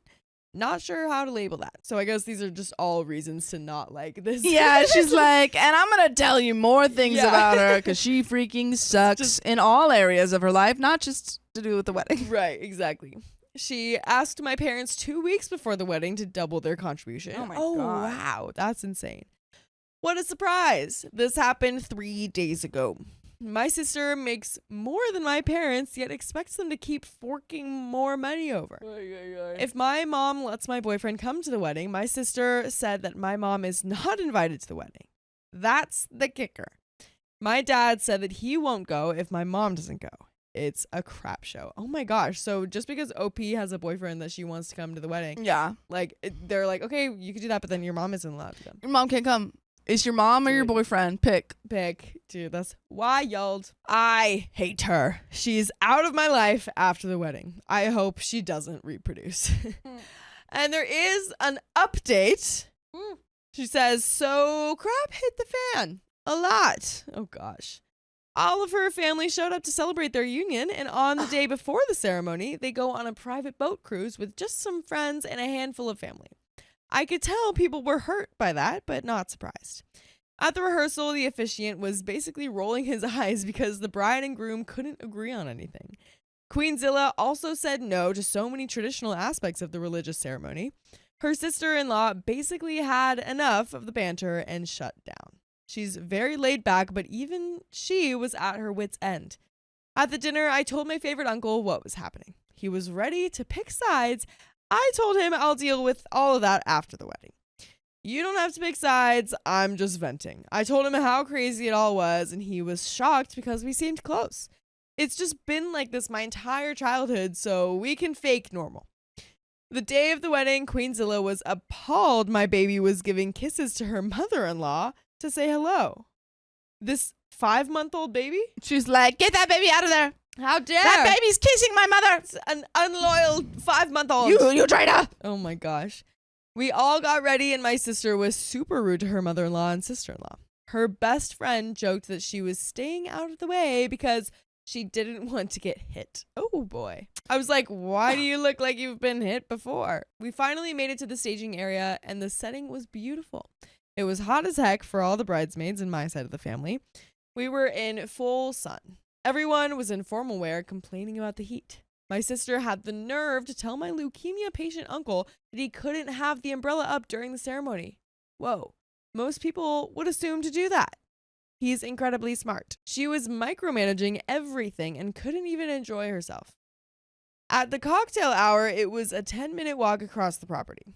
Only like 1/10 of the guests actually went. The bridal party had photos during this time. I ran and somehow got changed, fed the baby, and beat the rest of the bridal party. My aunt and uncle helped feed the baby while I rushed around. I made sure I did my duty as bridesmaid and made sure the bride looked okay for the photos. The Mr. tent was like a waterfall and was out of place and not used. The in-laws and sister did not show up for the photos, nor could they be contacted by phone. So they totally missed out. We made our way to the reception hall, but the wedding planner messed up and didn't have the favors on the table, guest book out, nor lays on people that needed them. I made sure to tell them a job well done because they pissed the bride off royally. LOL. We finally got inside after 3 hours outside, and we were still hot in the ballroom. The baby ended up being too hot and just wanted to dance on the dance floor and meet people. I waited and waited for the first dance, and they kept saying they weren't going to do it. They finally did, and it was a nice moment. But then they called for couples to join them. I lost my crap. I quietly exited stage left and went to the bathroom to cry it out. My sweet auntie saw me and checked on me. She brought my mom too, who wasn't enjoying herself and was oblivious to joy and pain of the night.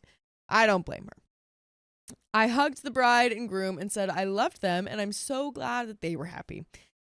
We went back to the room and rested. It was exhausting, but we got through it.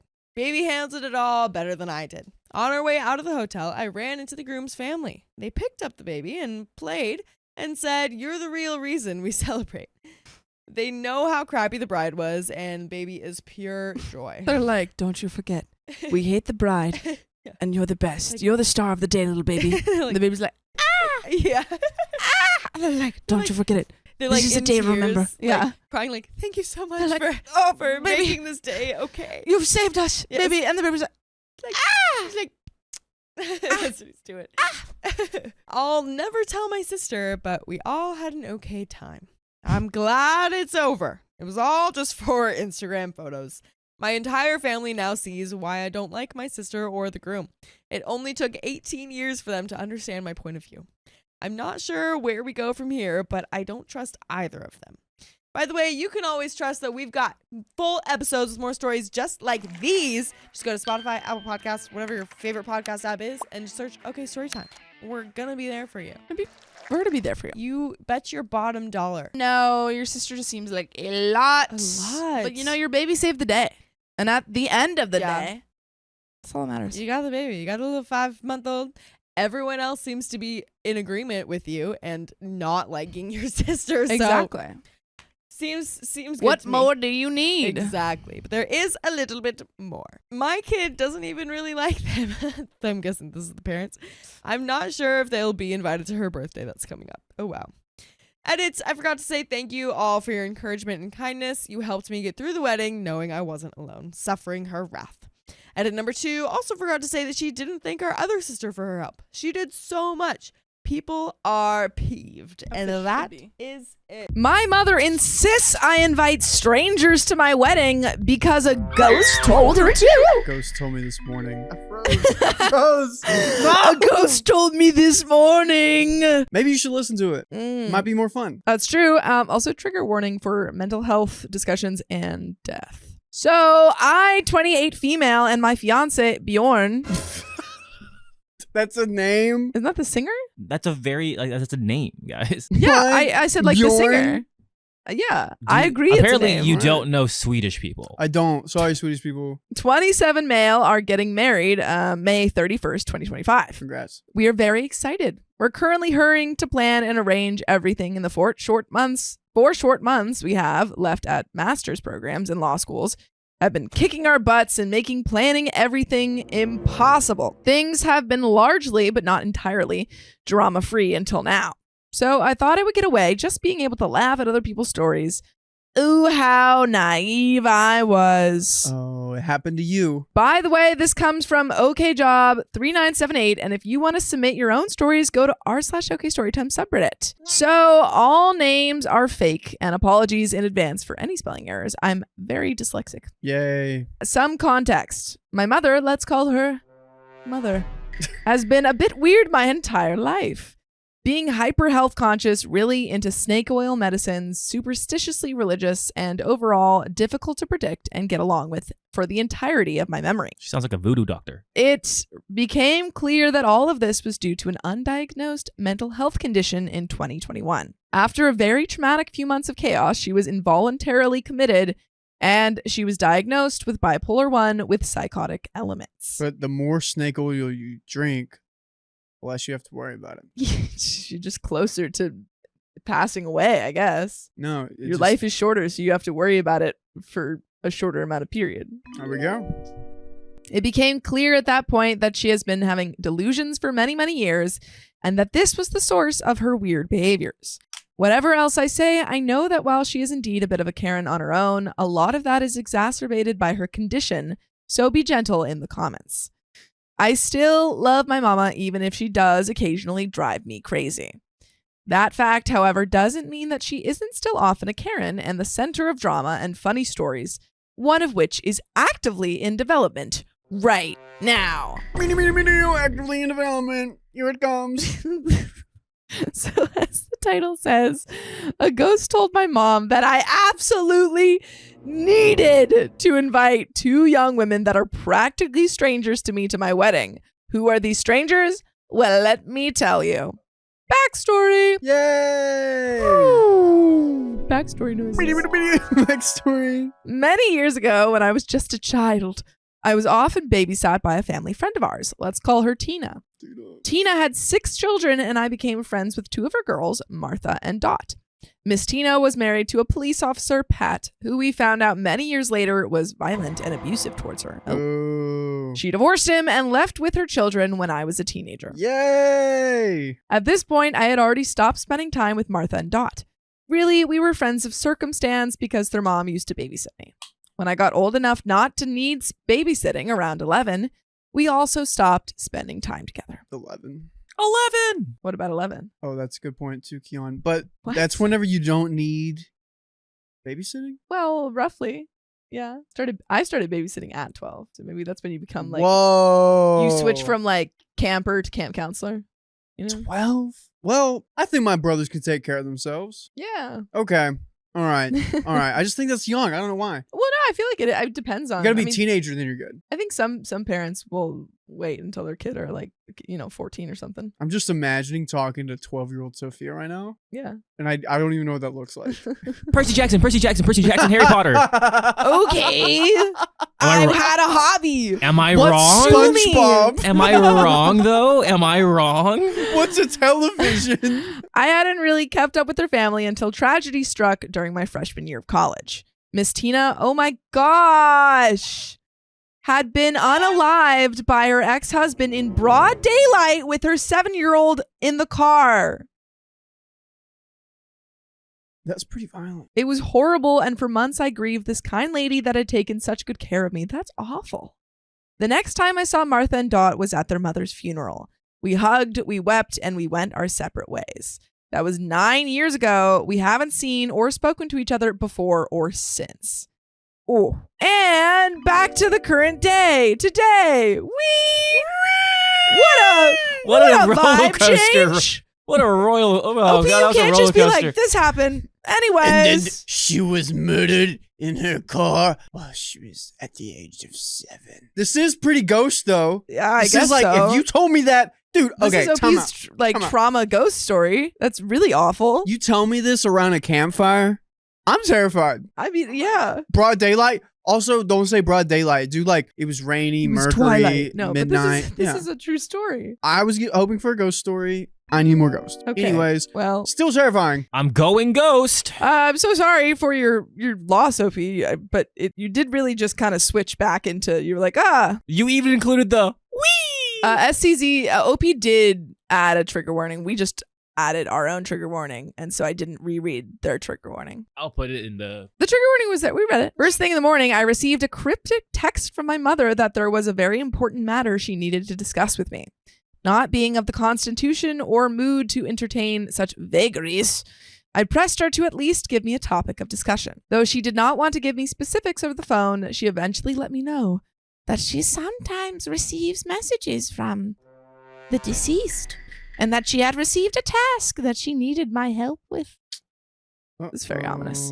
You can imagine the depth of pucker my a-hole took on when I realized that my mom had been hearing voices again and that it had evidently been going on for some time. Now, my mom doesn't realize that the calls are coming from inside the house, so to speak, or at least she chooses not to believe that they are. In fact, she firmly believes that she is the Catholicest Catholic lady to ever Catholic, and thus she is of course holier enough than thou to have been gifted with the ability to see visions and dream dreams and hear the voice of God and the angels while she hangs out in the living room. Dude. I feel like the more religious that you are, the more receptive you would be to, This is true. to believing in this, ghosts and all that stuff because it's already close. Yeah, I have been around people that can hear the Holy Spirit and they're like pretty tight with them. Pretty tight. Pretty tight. So like, how do it's like if you believe in that already, it would probably be a harder jump to make. And then my thought That process is it's actually mental health. why, if you're around that and you believe in the spiritual warfare, why are you opening yourself up to that stuff? Yeah. What are we doing? Well, I mean, she's clearly mentally ill, so it's like Yeah. really But like, tricky. you don't need to do that, girl. You're good. she It's just needs some therapist. She needs psychiatric help. Oh man. To be clear, I am also Catholic and I love my faith, and I do believe that there is a supernatural side to the world. I also just don't believe that my mother has any access to it, considering the most of the holiest saints were never gifted with visions, and she is anything other than holy or saintly. Think very charming, but very judgmental old church lady. Well, apparently Miss Tina has been telling her that Martha and Dot have lost their way and that my mother must intervene. How does she know this? Why, Facebook, of course. What's actually happening is that she has seen them posting on Facebook and doesn't approve of their lifestyle. So now her delusions are giving her an excuse to insert herself. Ooh. So what did she make about their lifestyle? An opinion? Mm-hmm. And if you have an opinion, what do you do with it? You keep it to yourself. Exactly. Keep it to yourself. Yeah. Except she doesn't want to insert herself. She wants to insert me. Specifically, she wants me to rekindle our friendship that ended when I was about 11 years old. More specifically, she wants me to invite them to my wedding in 4 months. How? I mean, again, this woman clearly has like many mental health issues, but how just awful would it be if OP does invite these girls to her wedding and then her mom goes and kind of like goes over to them and is like, oh, your mother who passed away very violently told me that she doesn't approve of your lifestyle. Like, that would be so awful. Change your Like, definitely do not invite these girls to your wedding because your mom's going to, you know, or traumatize them. Hail Mary. The mom might be saving their lives. Or if we actually thought about that there is a ghost. No. Now, of course, I told her no. I don't know these women at all at this point. I haven't spoken to them in almost 20 years. I have no reason to invite them to my wedding, and they have no reason to come. More than that, we already have too many people. Between Bjorn's normal-sized American family, my gigantic Cuban family, and the few friends we were able to squeeze in, we're at 140 people. We only wanted like 75, but my parents offered to help us pay so that they could invite more of the family because family, I guess. Family. Fast and Furious. Family. Whatever, they're paying for it, so it honestly is fine. However, as generous as they're being, and they are being very generous, the economy and weddings being what they are, the venues we can afford are rather small, and 140 really is the cap of people we can invite. So if I invite Martha and Dot, they will have nowhere to sit as well as we will be capacity. I told her both things when she demanded to know why my immediate response was a firm no. First, she had insisted that we had been good friends and hung out on a regular basis. She would be correct about that, except for a critical detail that the regular basis was specifically when our parents were either at church or doing something church-related together. Also, again, our friendship had not survived my need to be actively supervised, so I wouldn't harm myself.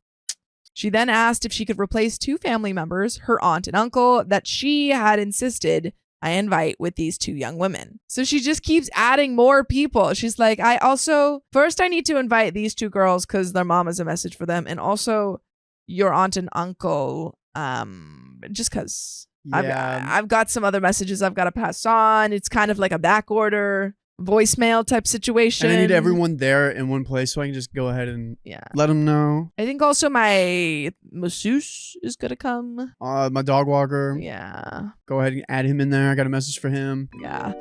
Now, I have already sent out the save the dates. And though I haven't sent out the invitations yet, I know I'm running out of time. I'm working on it. I can't just not send an invitation at this point, though, as they may have gotten flights and hotels already. They live in another state. Weird. Also, I'm so sorry. Yes. The way she's handing out like these, like, I have messages for you. It feels like The Godfather. I haven't seen The Godfather. So in The Godfather, first scene, it's You come in here. I've seen Zootopia though, so it feels like the same thing. Yeah, so it's like the daughter's wedding and what people can do. You saw Zootopia? I mean, I've seen it too, and I know what you're talking about, but that's pretty much it. Yeah. It's the scene, the wedding's happening, and people come to the father, and is like asking him favors. Come in here, the day of my daughter's wedding. The day of my daughter's wedding. And they ask for like, whatever. Yeah. And he'll grant it and he'll wish it. This feels like that. It feels like she's got a little notebook full of messages from like the beyond, and she's like, line up. And Opie's actively getting married. She's like, I'm just gonna be over the corner. Don't mind me. You won't even hear me. Yeah, that's how it goes. Thanks. Yeah. Also, I want to do that at my daughter's wedding, but 3D printing. You're just handing out. What do you want? What do you want me to 3D print you? What can I get you? I'm gonna learn some sort of craft, and I'm just gonna set up a little craft in the corner. You already have one. Like balloon animals. I do. Mm-hmm. Before we go through with the rest of the story, do you guys believe in ghosts? I don't. I know you do. Yes, in a way. I believe in the spiritual warfare that people go through. Okay. Yeah, I am all right, non-believer. Yeah. I'm skeptic. The only thing that I am superstitious about is knocking on wood because my mom always does it. And she's really instilled that in me. Are you serious? Knock on wood. But anyway, we've got more story to read. So that's what I told my mom, and that I would need them to RSVP no before I could say that their seats were empty. She responded that they had told her that they weren't coming and that the invitation was just a courtesy, and therefore I could use those 2 spots for other people. Wait. Okay. Wait, oh, what? So the mom already invited these 2 girls? Weird. That's what it seems like. Weird. Now, while my mother is a bit confused, I know full well that this is not United Airlines flight number 53125, and that overselling seats is very much against policy. So I responded that I was not going to just assume they were not coming. I was going to send the invitation that, again, she had insisted I send, and then I was going to wait for the RSVP. My mom responded that they had told her they were not coming. Now, I have been in many of these he said, she said situations before where communication through a middleman goes wrong and everyone ends up confused and people you didn't expect end up where you didn't expect them. Given that and the aforementioned fact that this is not a United Airlines flight, I have been extremely insistent that I hear directly from guests if they want to be taken off any lists or if they want to RSVP anything for anything.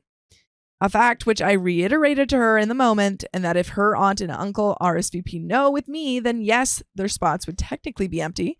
But I was not just going to take her word for it. Okay, so to Claire, I understand now. It seems like it's not the two girls that had already said they were, talked to. It's OP's mom talked to the aunt and uncle and already kind of invited them, and they already said no.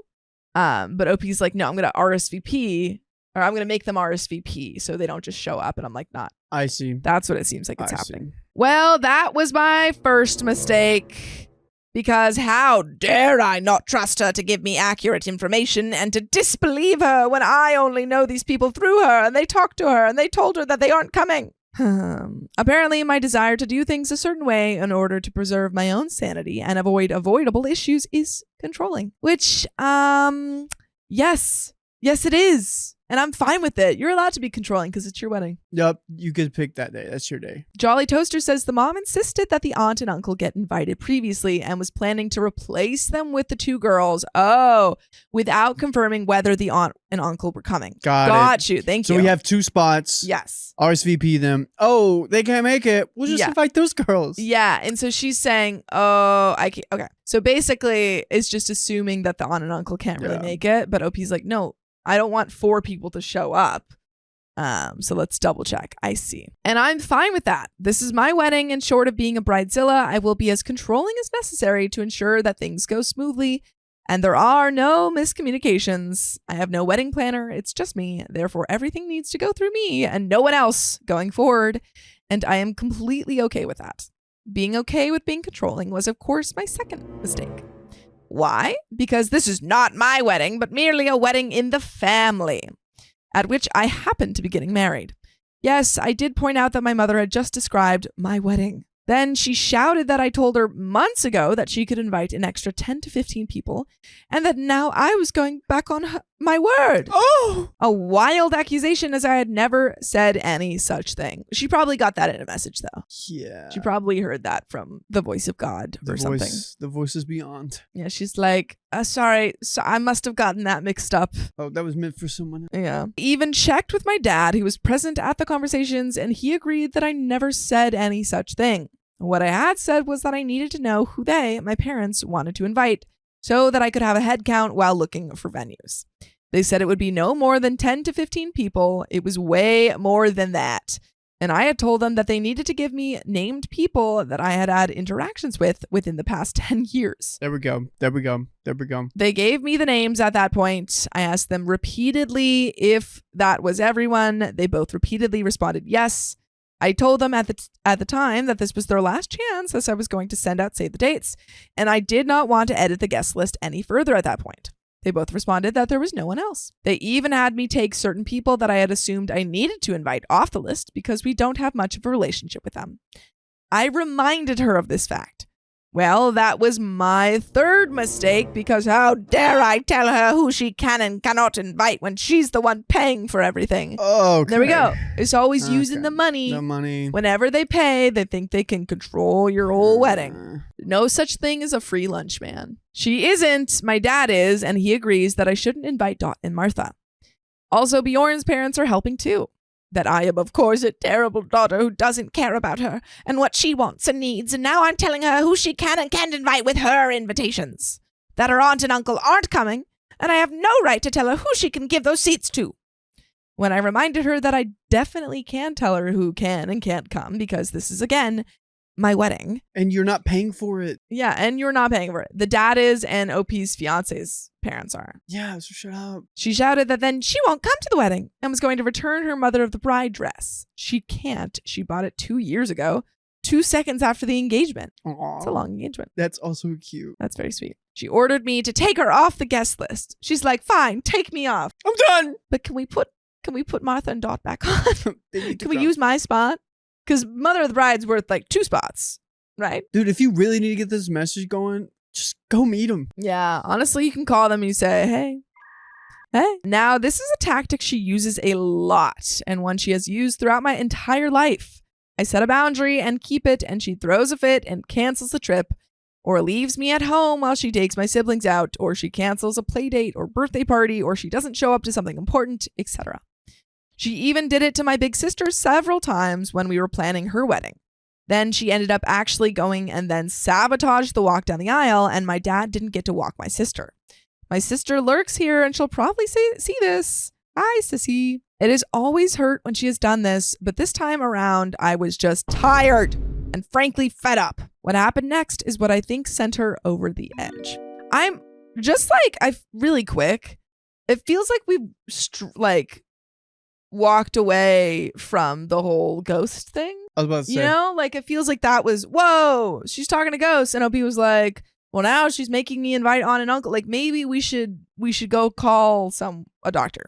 Yeah. I feel like it's less, oh, she's being annoying. It's maybe we should call a doctor. Or my thought was, ghost thing. I'm going to get these two girls again here. What we're going to do is they're going to find the richest people at this wedding. They're going to follow them to their houses, steal their jewelry, and then I'm going to be a millionaire. And blame it on the ghost. Blame it on, and then bring the ghost back. It's also an option, I suppose. Actually, don't do that because ghosts will get upset. Never mind. They're resting in peace. Well, those aren't. But, I feel like it's a distraction. There's another plan amongst that we don't know about. Yeah, There's about to be a twist. She's trying to throw you off her scent. Don't worry. I'll do my okay story time for those who don't know. I After the told her story. that she didn't have to be there if she didn't want to be, and that she had the ability to return her dress if that was what she wanted to do. I also let her know that if she did choose not to come to my wedding over such a silly argument, that she would be nuking any relationship she and I have going forward. I was going to name a nuke name. All right. That went over like a lead balloon filled Bro, with mercury. You're a nuke. Thank you. When you let it rip. It's That's so a bad. heavy balloon right there. Yeah. She responded that we clearly don't have a relationship since I don't care about her feelings and I don't want to listen to my mother. Read as obey her. She then stomped off into her room and refused to discuss things further. Now, let's be honest. To a degree, she is correct. I don't care about her feelings on this. He's like, yeah, you're right.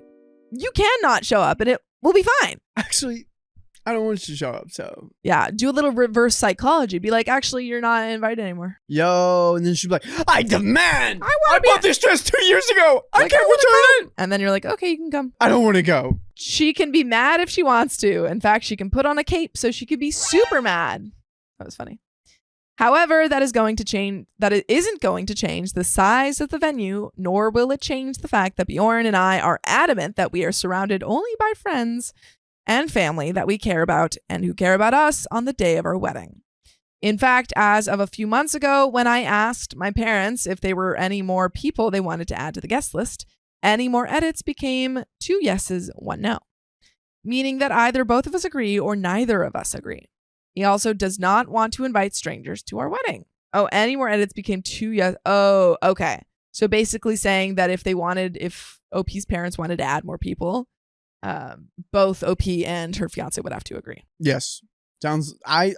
Dude, you let that be the basis of your relationship. Yeah. Then whenever it comes to other things, you both have to agree on it. It's just unanimous. I love this.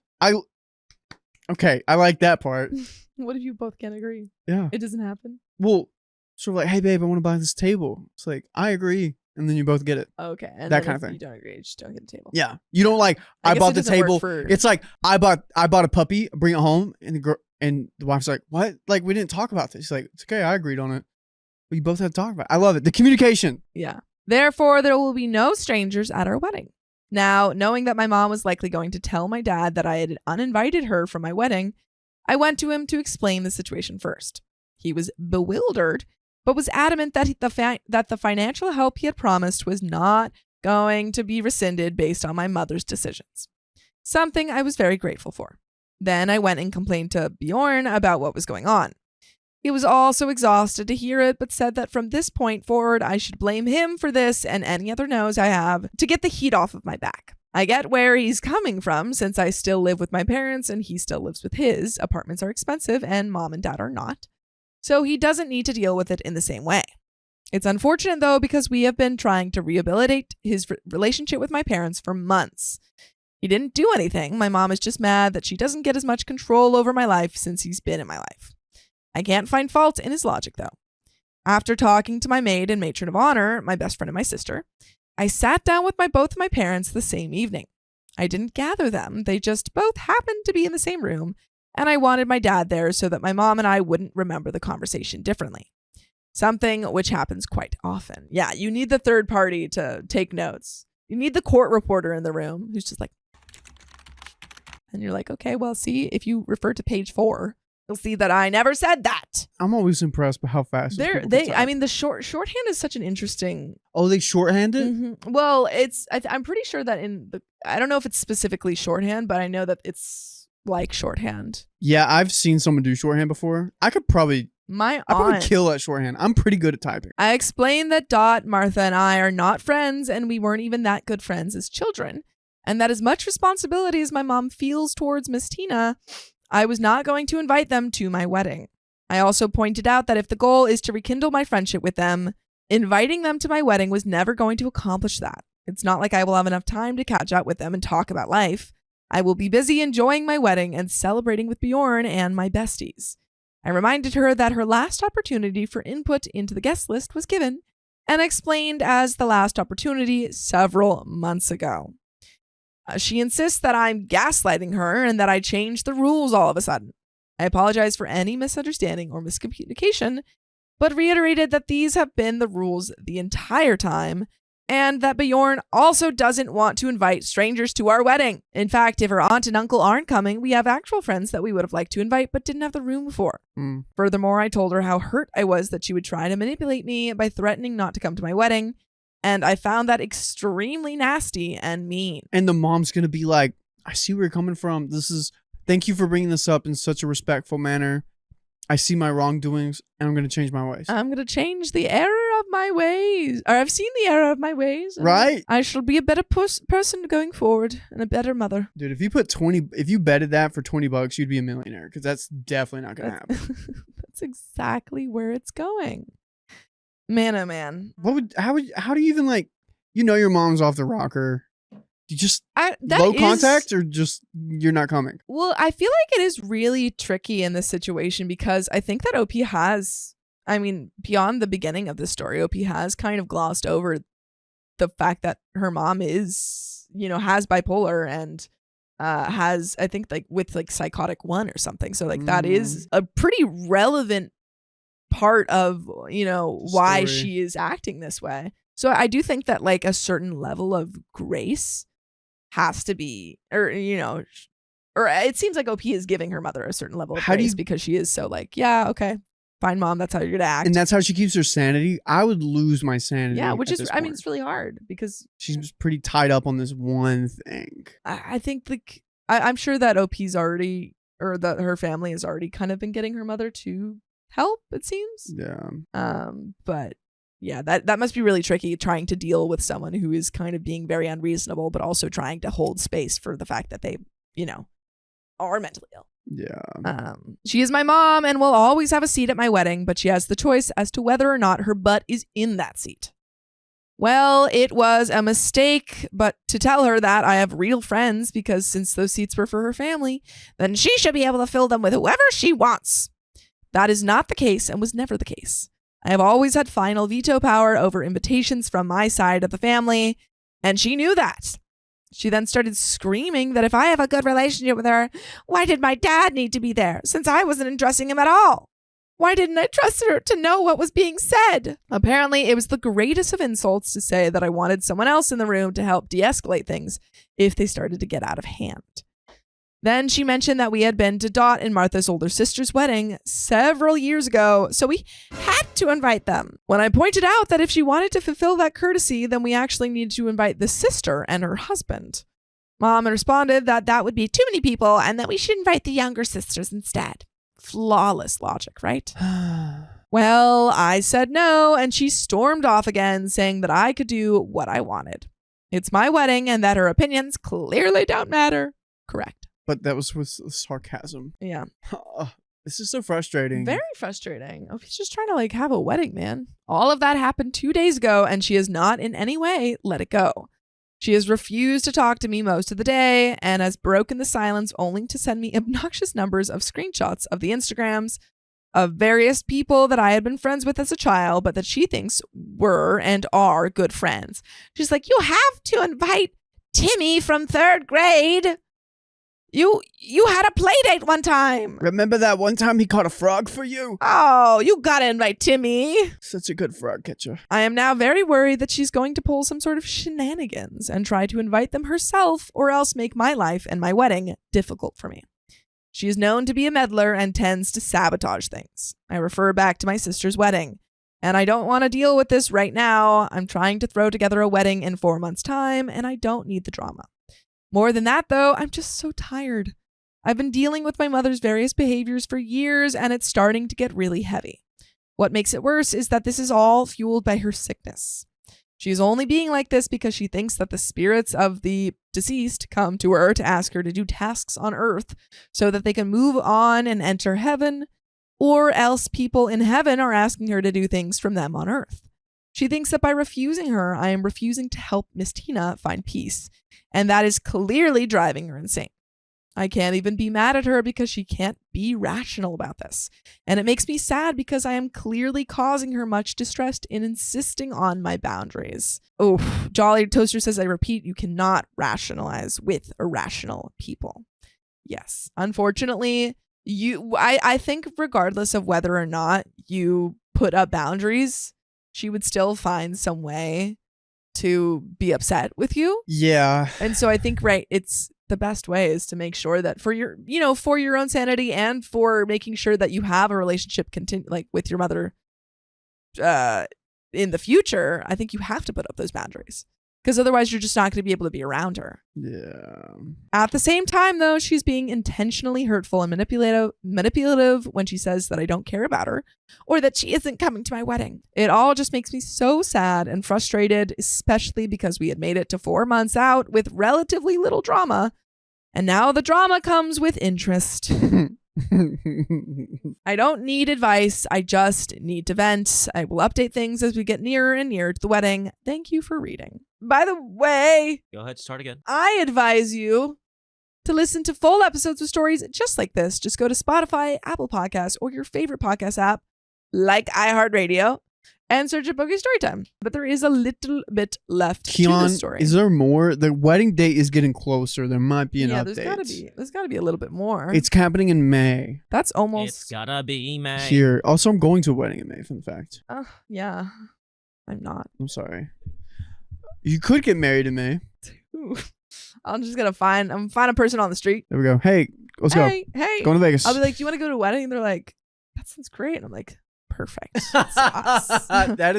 that is a movie idea. Yeah, That's a script. Yeah, it's like, hey, I really need someone to go to a wedding with me. Yeah. Oh my God, it's a script. The person goes on like a dating app or something. They're like, hey, need a +1 for a wedding. And then the person shows up, they're getting married. Yo, I've seen it. There is a movie about that. But they're like, oh my God, this is crazy. What are you doing? But it was a whole kind of long like road trip movie. And they bonded on that road trip. And then they get married. Whoa. Yeah. Also, Yeah. with this mom, Right. The story. do you think we need to give her a buddy at the wedding? Absolutely. If she goes to it seems like she just needs that in general, but I think the dad hopefully would be that person. Are they married? They're married still. Yeah. They live together. So I think maybe if you talk to your dad, because he seems pretty reasonable, and said like, hey, can I put this on you to make sure that mom is I'm gonna need you to looked after, or do we need another person to do that? Like, Yeah. what do you need? Because I don't want to have to be worrying about her. Yikes, dude. I'm sorry you're going tricky. through this, OP. Yeah, it's really hard. Is there another one? Well, there's a little bit more. Edit. I've seen this come up several times in the comments, so I'm going to put this here.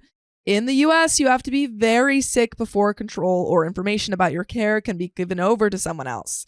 In the case of my mother, she is legally not sick enough for my dad and I to have any information about her care, including who her doctor is and what her diagnosis is. Interesting. I only know because I snooped in her paperwork a couple of years ago. I mean, yeah, the process to get like conservatorship or something is pretty difficult.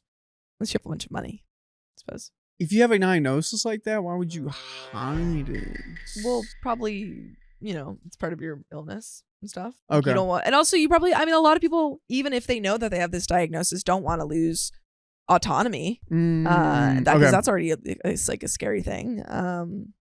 And Ezekiel says, did your mom make that sweater? No, my friend bought it for me for Christmas a couple years ago. I do know that she doctor shopped until she could convince someone that she only had anxiety and she was taken off most of her medications. At this point, unless she starts threatening harm to herself or someone else or starts doing genuinely dangerous things, there really isn't anything I can do. Having delusions that deceased people are talking to her and getting angry about it doesn't meet the criteria. I am thinking, though, that I'm going to speak to her priest about this and see if maybe he can calm her down a bit. Thanks to everyone who expressed concern. There just isn't a lot that can be done from a medical angle at this point. Exercise her.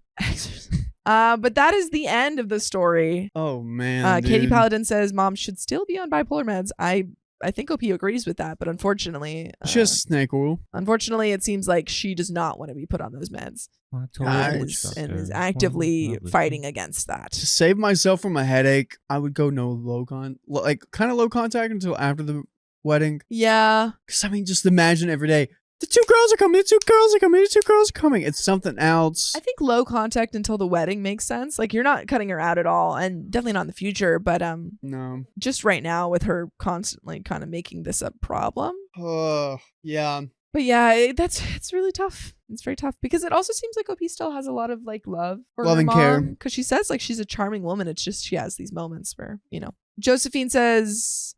Bipolar 1, not psychotic 1. Bipolar 1 includes psychotic tendencies. I think that I might have missed. I think it said bipolar with It said psychotic both, yeah. one. But if that could be also the case. But that probably is the more correct way to say it, Josephine. I think this is just how OP said it. Got it. But that is the end of the story. Sweet.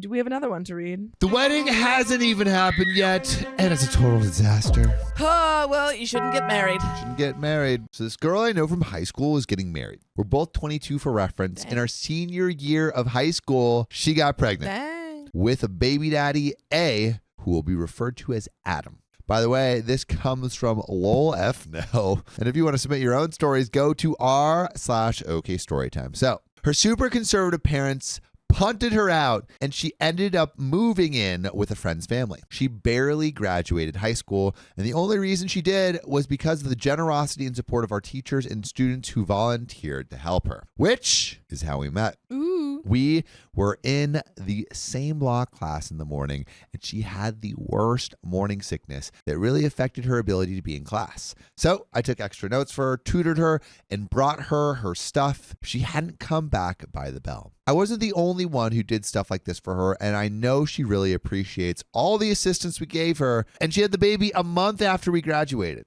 She'd signed up for a 911 dispatcher course for after high school because where we live, it's a good steady job with opportunities for certificates and promotions. But she didn't realize how intensive the course would be and had to drop out. Yeah, that's an EMT, right? Or Yeah. EMT is like intense. Yeah. She started working at a grocery store, bakery, just until she had a better plan. Adam started an apprenticeship while working part-time at a hockey rink and proposed to her literally the day of her 18th birthday and brought up marriage because it's the right thing to do. I don't really agree with that, but it isn't about me. And she was always refusing. She started cheating on him after a while. Oh.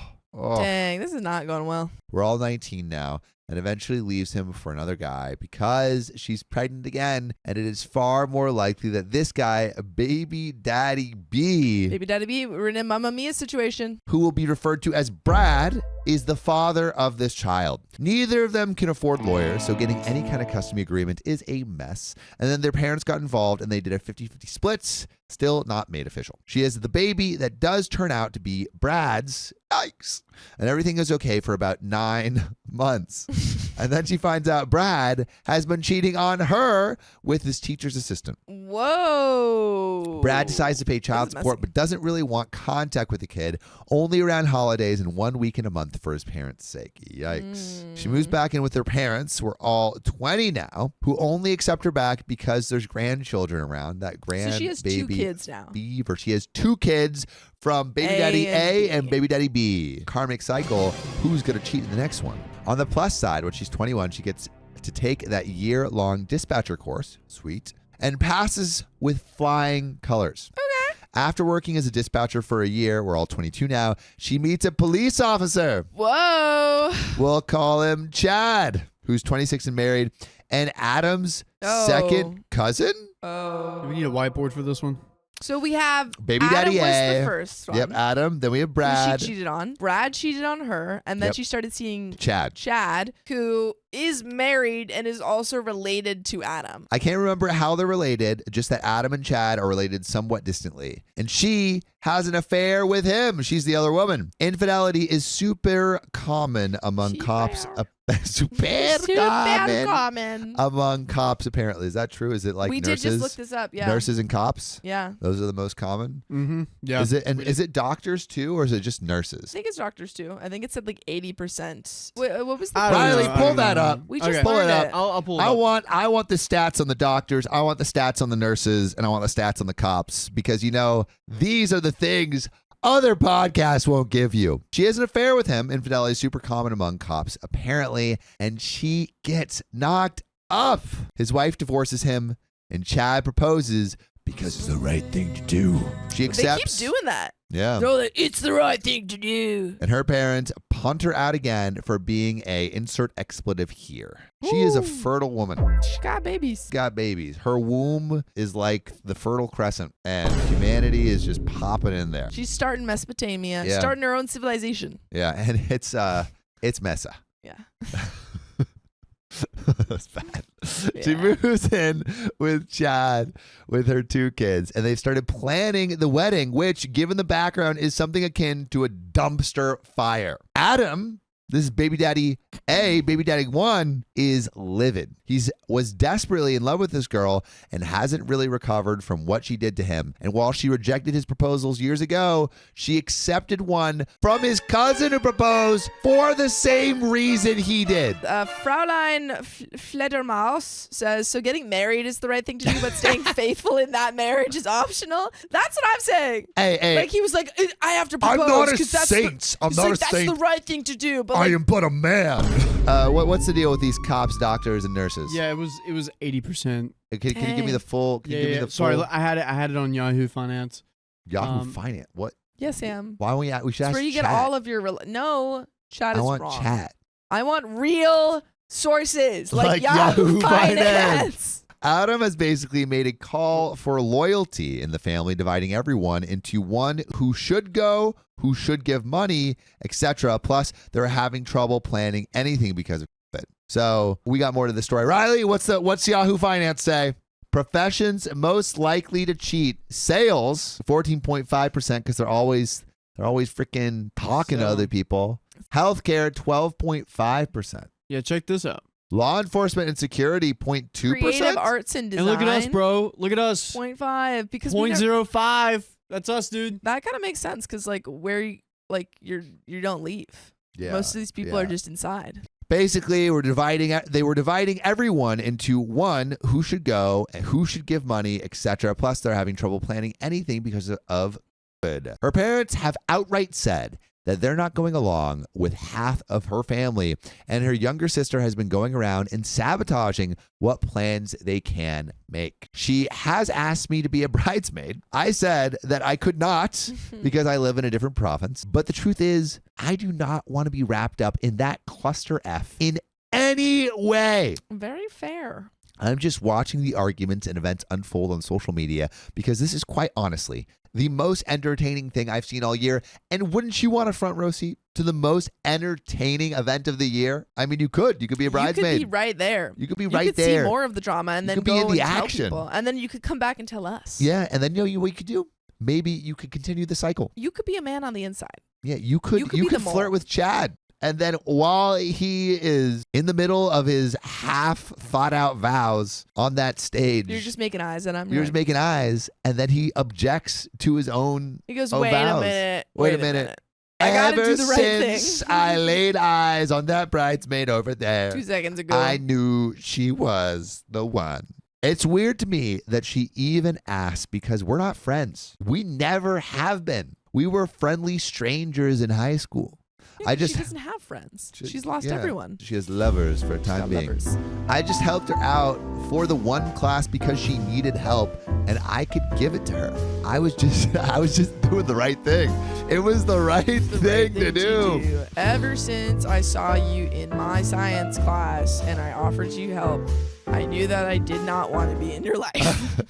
I was just being nice. But based on how she turned out, I'm just sad for her. 3 kids in 4 years, and she's alienated so much of her friends and family because of her actions, and I'm torn between feeling sorry for her and putting my head in my hands. We got edits. We got updates that have never been before heard on the internet, ever. Buckle up. First off, all of your comments are hilarious.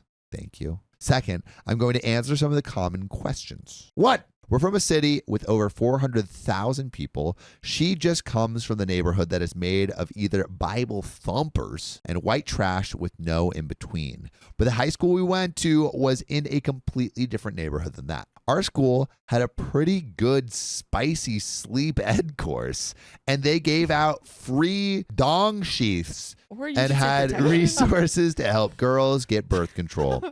And they had programs in place for if students ever got prego and that were going to be teen parents. They also had one of those classes with the dolls for girls who were high risk at teen pregnancy, but she wasn't high risk, so she wasn't in that class. I don't know if birth control just didn't work for her or if she never tried it, but she started alienating her friends after the affair with Chad came out because people weren't exactly jumping for joy that she'd broken up a marriage. Chad and his ex didn't have any kids, thankfully, so there were less obstacles. Yeah, I feel like that girl is just dodging and weaving. Yikes. When people weren't immediately ecstatic for her, she started getting very snippy rude and was calling the witches out on social media for not supporting her new relationship and pregnancy. To be honest, I'm really worried about her health because having this many babies so close together is just not good for health, mental or physical. I mean, maybe, but my grandma. One every year for 10 years. 10 years, one a year for 10 years. 10 years of pregnancy. People are also worried that Chad will cheat on her. Quote, if he'll cheat with you, he'll cheat on you. Yeah. And think she should avoid marrying him so that she can just leave him if it happens. I'll give you updates as they come out, but so far, it's just a lot of yelling on social media, mostly from her. Some relatives are sleut shaming her and people who are just really worried about her because as funny as it is, this doesn't seem like healthy behavior. We got another edit for you. Woo! First off, I realized I never gave this girl a name. For the sake of clarity, we'll call her Beth.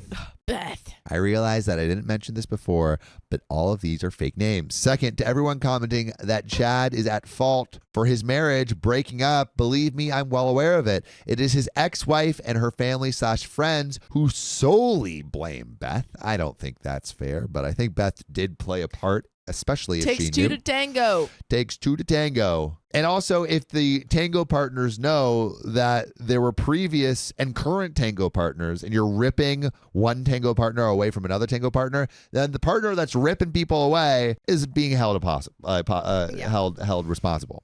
Yeah. Bethany says, no, don't call her Beth. It's not you. It's not you. It's me. It's okay.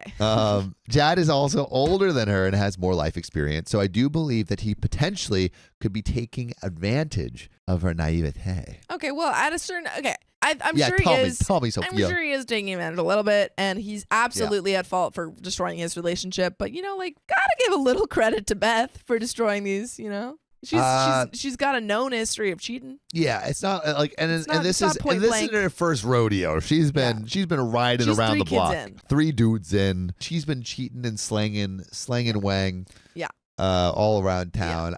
He is at fault for destroying his relationship, but you know she's not. She is no spring chicken. Well, I was gonna say she's no innocent iguana. Yeah, she's no innocent iguana. She's no church mouse. That's better. Yeah. She is a dirty street rat.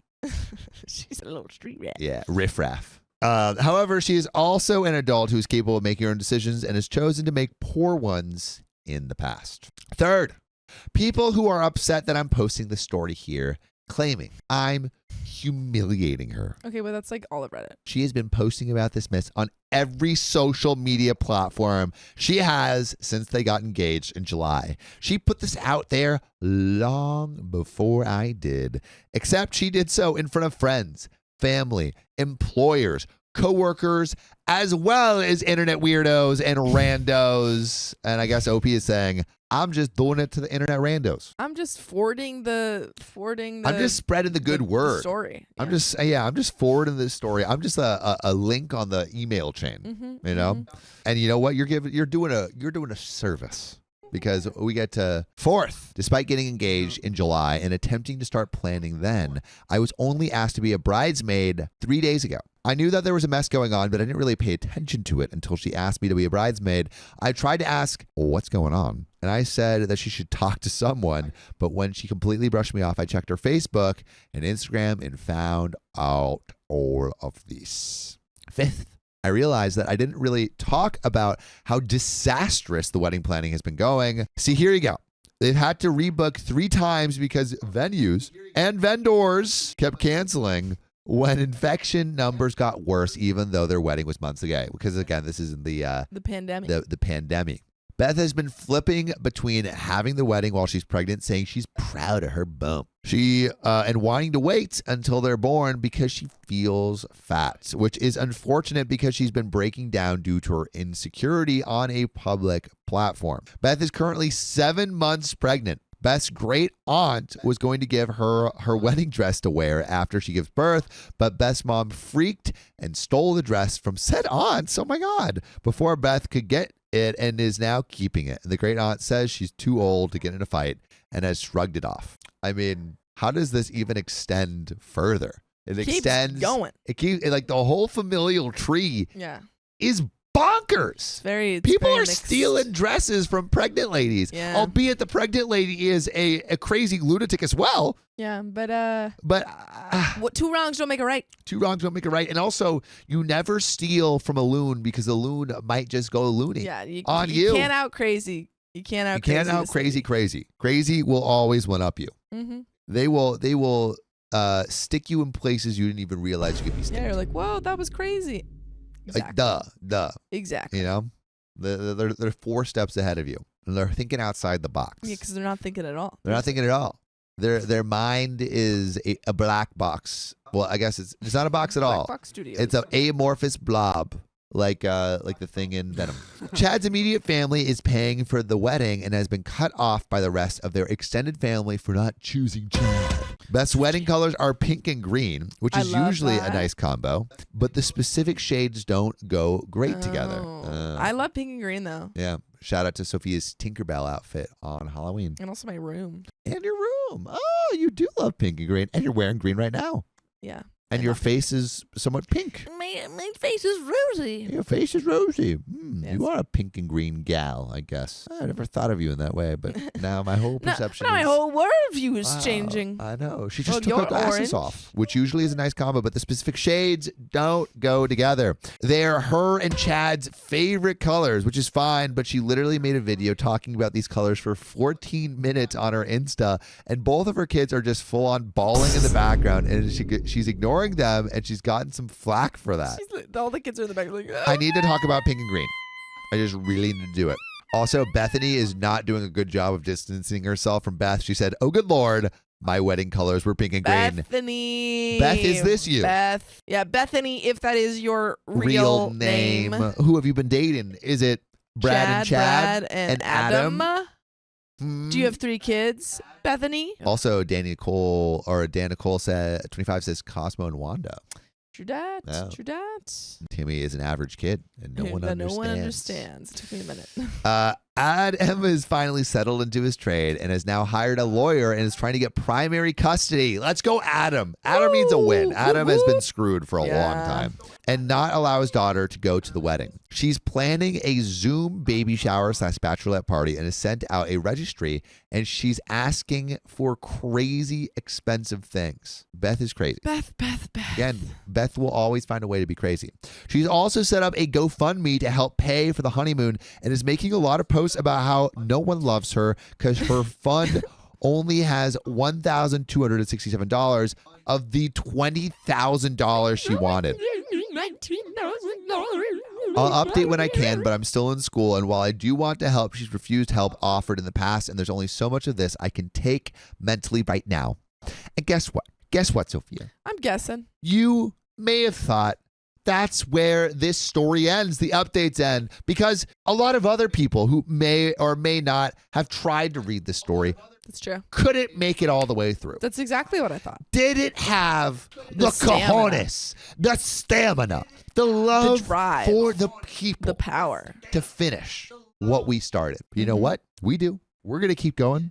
We got updates on updates. We got updates up the wazoo. We got updates you ain't even seen. The wazoo isn't even fully formed, and we're going up it. We're explorers. We're trailblazers. In We're the Alex wazoo. Honnold, that guy that solo climbs Yosemite. Yeah. And We're the free doing solo it- guy. We're free soloing just for you. We deserve a standing ovation. Thanks, guys. Ow. Thank you.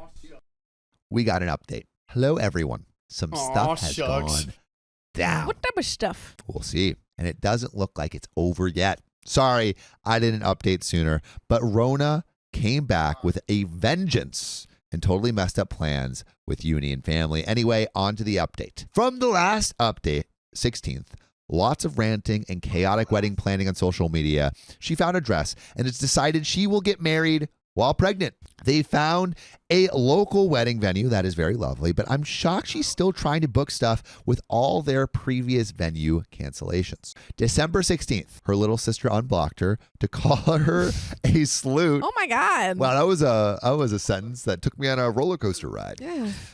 And tell her that all her wedding plans were stupid. How did she know about them? This resulted in a petty and entertaining Facebook war until the little sis blocked her again on the 17th. And just as quickly, she went into the abyss.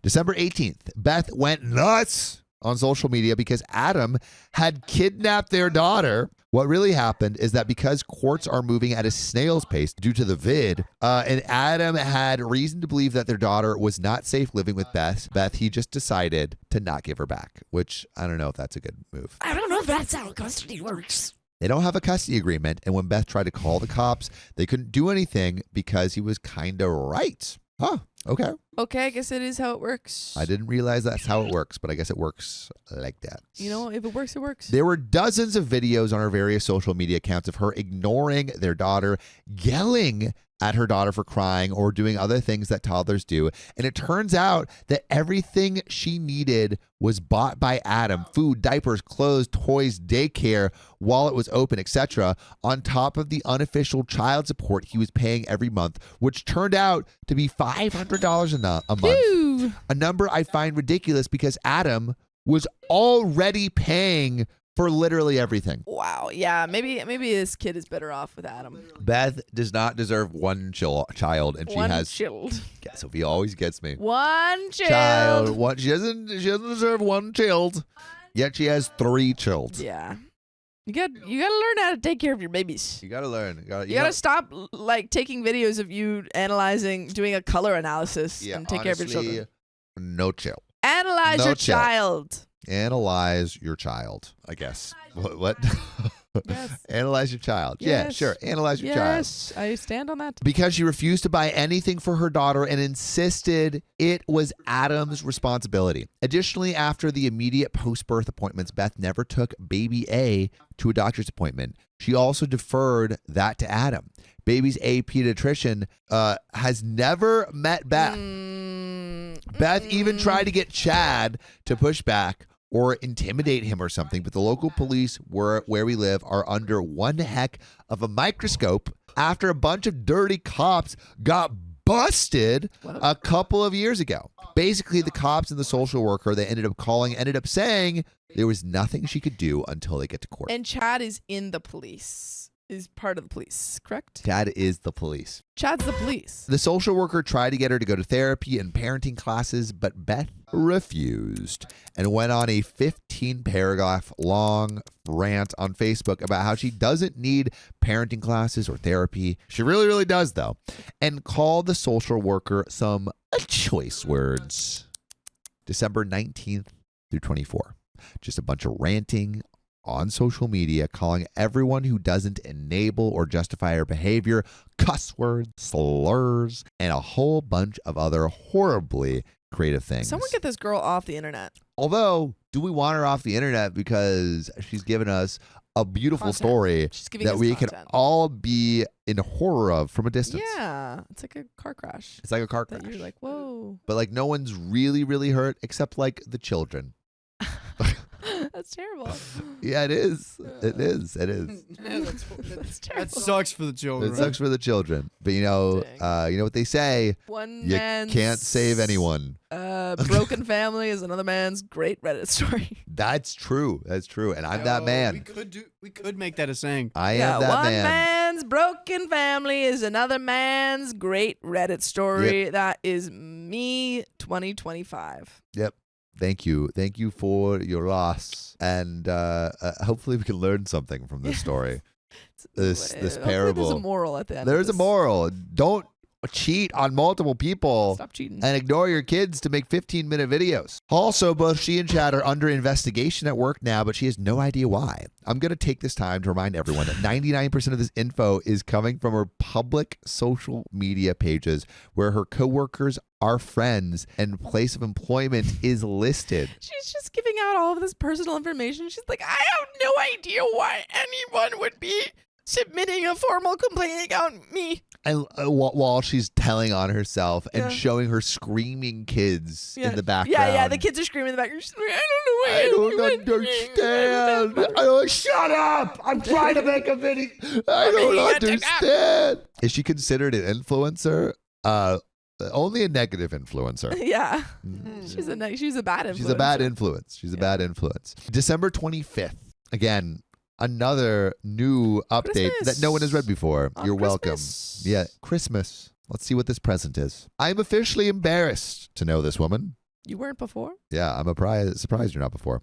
I didn't go on her Facebook page until this evening because I didn't want to deal with the drama. First thing in the morning on Christmas. I think it's hilarious that OP is so invested in this story that they checked it first thing on Christmas. I mean, sometimes You gotta do what you gotta do. you gotta when there's this much excitement, maybe you want to open Reddit It's like your favorite instead of the show. Yeah, it's like your favorite show. You're telling me you're gonna miss the Doctor Who Christmas special You know just because what? you're opening presents. I did miss the newest one though. You did? I haven't seen it since Peter Capaldi. Oh wow. But All right, sorry. You're gonna miss a David Tennant Doctor Who Christmas special. I did miss the newest one. Well, where he you're a came fake back. fan. Well, you haven't seen it either.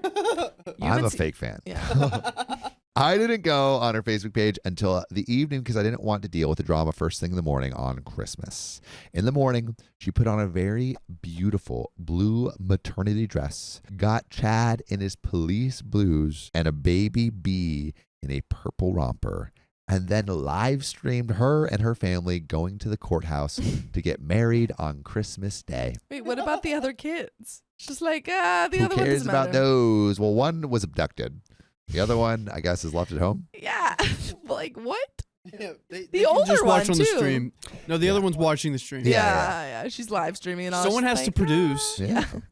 According to her Twitter, part of this was because their newest venue canceled on them after the pandemic numbers spiked. Overall, a pretty tacky thing in my opinion because she stated plain as day several times that she intended her wedding anniversary to eclipse Christmas for her children because it's just so much more special, you know? Oh yeah, like we don't really celebrate Christmas in our house. Oh, are you Jewish? So you're doing Hanukkah?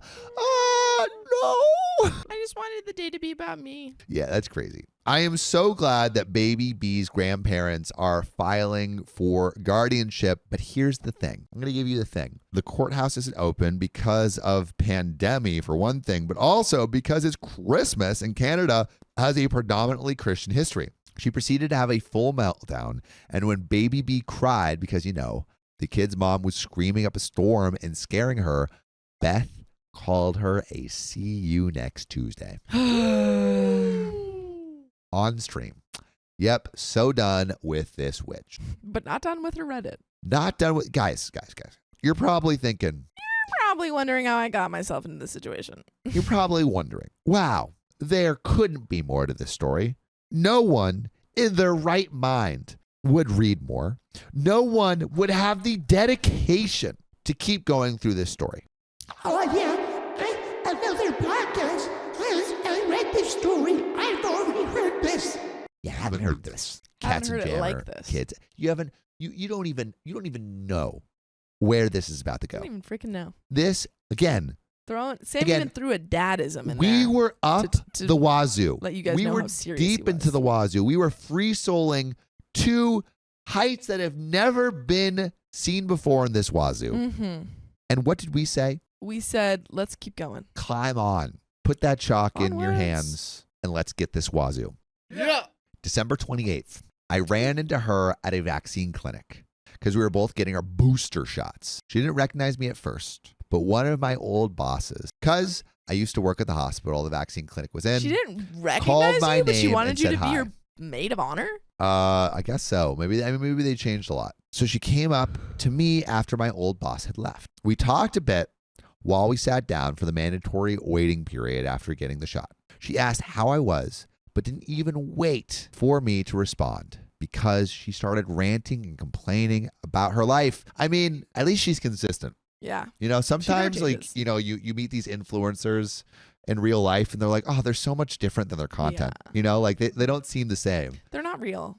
She's real. She's real. She's real. She's real On awful. and off camera. Yeah, she's really awful. I was just going to sit there until the time was up and then just politely make my exit. But when she started talking crap about her kids, something inside me just snapped. I just said, do you even like your kids? Do you even like being a mom? She got pretty quiet for a second and then said, no. Whoa. Also, I just want, Woo! I feel like they haven't really talked Oh my God. for a while besides, Oh but my OP's God. like very much kept up with the story.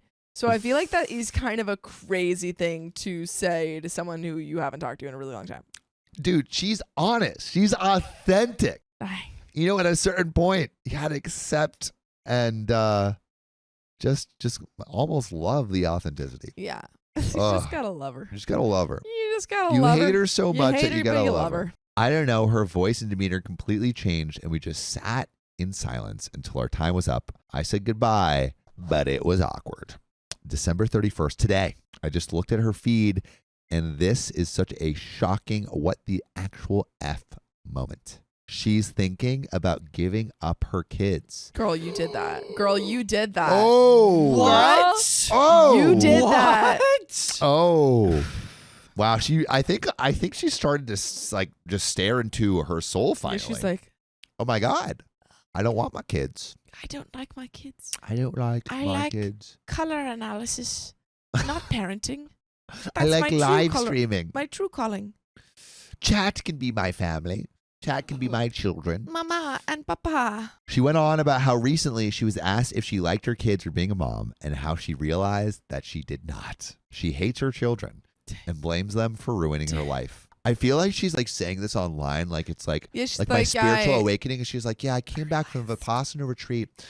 I just realized that like I got to focus more on me. There you was know? a moment where I was extremely high and I realized that I actually hated my children. Yeah. And they were holding me back in my life. And don't sometimes let you got to any let go child of the hold you back. things that are holding you back. And I had like a Kramer versus Kramer marathon where I just watched Kramer versus Kramer over and over. And I realized I can be Meryl Streep. Yeah. I can leave my child behind. And that's hard. Not everyone can leave their child behind. No. I know that. I know People I'm aren't doing it like privileged me. to be able to do that.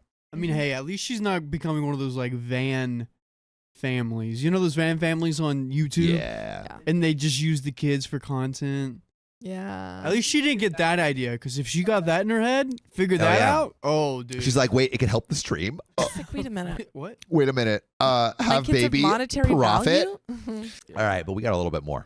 Tracy Eisen says she likes making them, not raising them. And how she doesn't want to be a mom. I mean, nothing is official yet, but what the hell? I'll update as stuff happens now that I have the time, but this whole thing has been a big mess. Also, sorry for any formatting, grammatical errors. I'm not used to Reddit on my PC.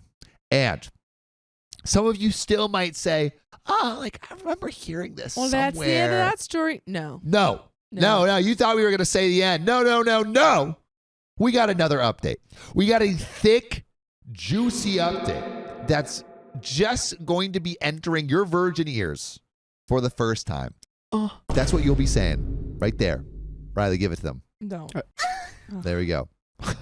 I'll be in my girl's ear like, I can't do it. I can't do it anymore. My mom's probably going to hop on soon. I can't. Yeah. Just as you say the worst thing, your mom enters the Pops chat. I can't do that. Should we go straight into this update? And anything that like any predictions for what you think is going to happen next? I predict that Beth will have all of her children taken away. Yeah. And then Chad's going to be like, well, the only reason I was with you is for the kid. And then he's going to leave. Ooh. That probably might happen. Mm-hmm. Update 2.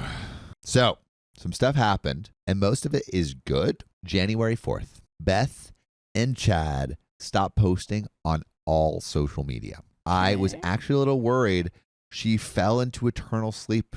I mean, this woman posts everything short of her trips to the bathroom on IG. Oddly enough, this got people messaging or interacting with her social media pages because she was usually the one to start contact, and that contact was usually Yellen. No one heard from them, and some people started to be like, should we call the cops for a wellness check? Until Chad posted a status saying that they're fine, but are busy. Please stop trying to contact us right now. Everyone listened, but it was weird. Then January 11th, I got a notification that Beth and Chad are active on social media again. So I didn't feel like drama, so I didn't check any of their posts.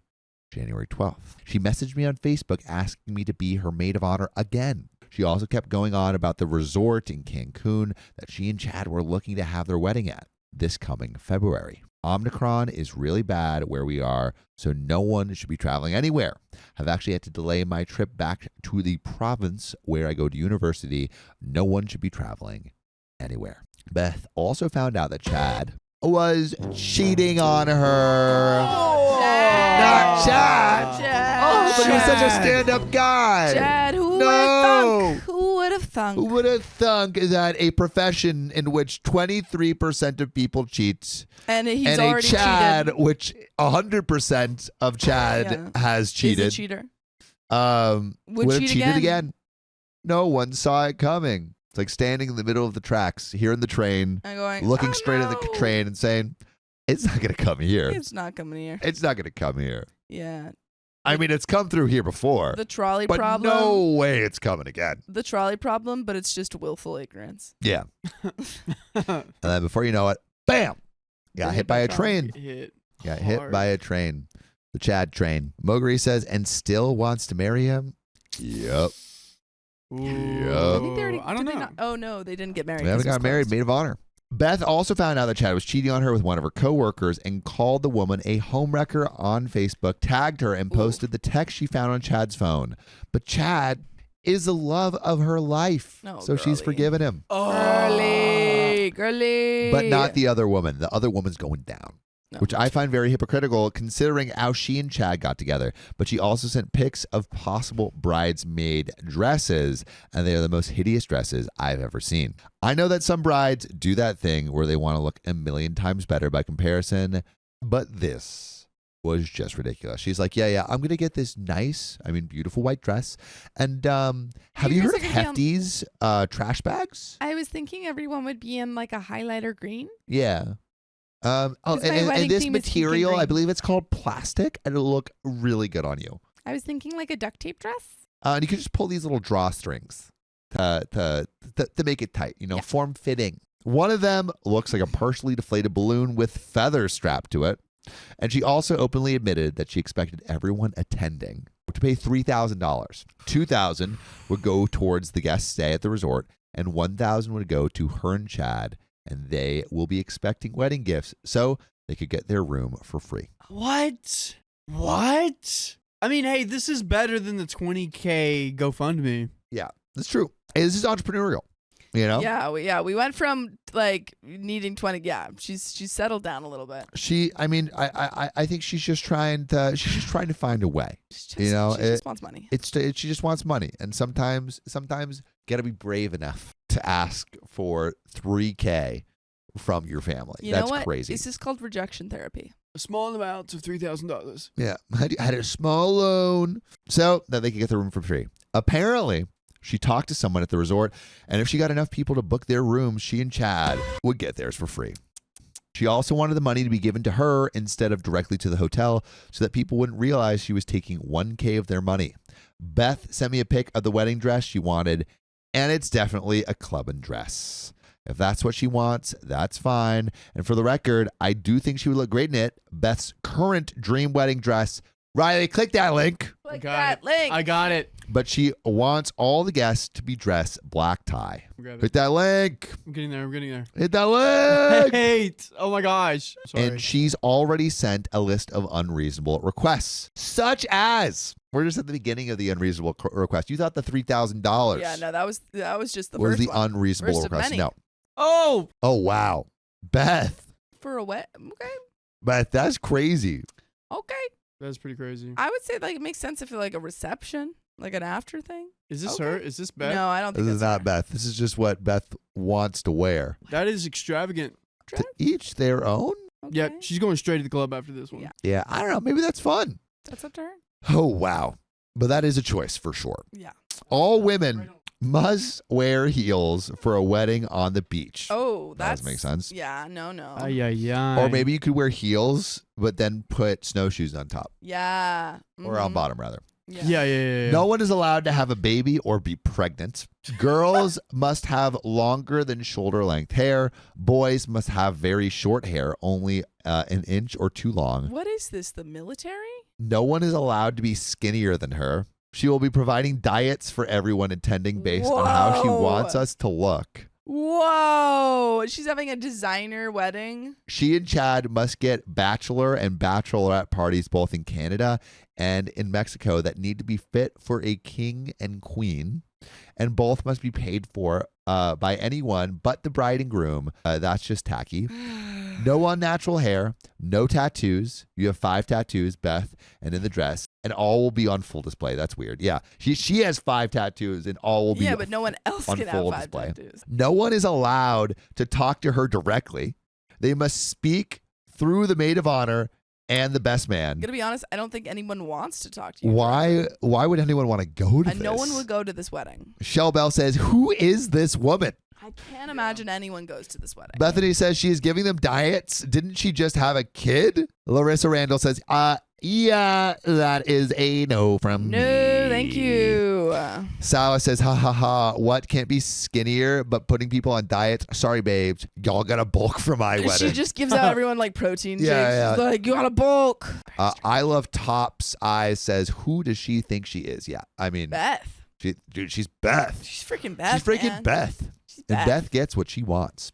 So, honestly, there's a lot more, but I didn't feel like typing all that out. She posted a list on Facebook and IG, and people are already calling her Bridezilla. I was also just kind of weirded out because aside from the previous convo at the hospital and when she originally asked me to be a bridesmaid, we haven't spoken since high school. So I respectfully declined, stating that the virus and school were my top concerns right now. Then I decided to check her socials to see if she posted anything. Maybe she posted about me. Kids. She had. And everything was basically how it was before the hiatus, except her kids are nowhere to be found. What? No look What? at my Where did they cute go? baby pics or kids crying the backgrounds of her videos. Nothing. Though, based on her new pics of herself, she's given birth to baby C. Oh, she was pregnant. She was pregnant. She was pregnant with baby. I mean, she definitely is still recovering, but she also definitely had a baby, and that baby is not on any of her socials. So when she responded to my decline with an attempt at guilting me to be her maid of honor, I asked her where her kids were. This was her response. Oh, I left them at the side of the road on our way home from the hospital. Those moochers could walk home. Lol. No. She's lying. She's gotta be lying. She No way. has to be. No way. No She has way. to be. I mean, I've seen videos on YouTube of like kids just being dropped off on the side of the road. And like people coming by and like, hey, like, where's your parents? Like, I was just dropped off on the side of the road. Like, it's crazy, but this stuff happens. Yeah. Someone arrest this woman. I don't think she's joking because OP is like, I was like, please tell me you're not being serious, especially because it looks like she had the babies days ago. And she replied, oh, I was just joking. You shouldn't be so serious all the time. Okay. Honey, you made a joke about child abandonment. You're not being serious enough. And then I finally got the update on the kids. Baby A is still with Adam. Beth signed away her rights. Okay, good. Baby A is Safe. with a good dad. Yeah, safe. Safe. Baby B and baby C have been given to a mutual cousin of Adam and Chad who is infertile. Safe. Perfect. To be honest, I didn't need the last tidbit of info or the 3-paragraph long rant about how God hates infertile women. I didn't even read all of it. I couldn't, and I didn't think that Beth could be so cruel to even think those things. I checked out the Facebook page of baby B's grandparents, and they're happy with their grandchild's new parents. Looks like the cousin and her husband are welcoming them to the family as another set of grandparents, and will let them have access to baby B. So yay. There's a little bit more to this story. A lot more, actually. Woo. Like a quarter more. But my God! You know what? It all worked out for the kids. Yeah, honestly, At least I'm the happy. kids are there. We got the This kids is great. out. I'm still surprised that OP is surprised at Beth's behavior, and also incredibly shocked that she's still talking to Beth. Yeah, but again, Like, she hates Beth, and she's But like, again- "Well, I gotta get that news. train wreck. You know, Gotta you want to get look at that it. news." You want to rubberneck that car crash. Will this ever happen again to OP? Yeah, This yeah. is the biggest moment of this is- OP's life. This is the biggest train wreck you will ever watch, and you have front row seats. It's like missing the Muhammad Ali Frazier fight. It's like It's like Game missing 6 at the World Series. Yes, it's like missing Kendrick Lamar's "Not Like Us" concert and watching the songs 5 times in a row. Yeah. Like what John did. It's like not going to Obama's inauguration. Is that things that you can understand? Yeah. There we go. Yeah. Like that was history. Yeah. That was history. Yeah. And you're missing history by not doing Miss this. Mystery. All right. One thing I do need to stress through because of the pandemic, the courts in our areas are either moving at a snail's pace or closed, so none of this is official. But Beth and Chad have signed paperwork, and all that needs to happen is now presenting that to a judge. When I rejoined our convo, she said that the doc she had for baby C gave her birth control, and she was surprised because after her first pregnancy, she asked her doctor for it, but he refused to give her any. She mentioned that her old doctor was also her mom's and sister's doctor. She ended up asking the doc who delivered baby C to be her new doctor, so I hope that works out. So maybe she was just being refused birth control by a doctor that was bad.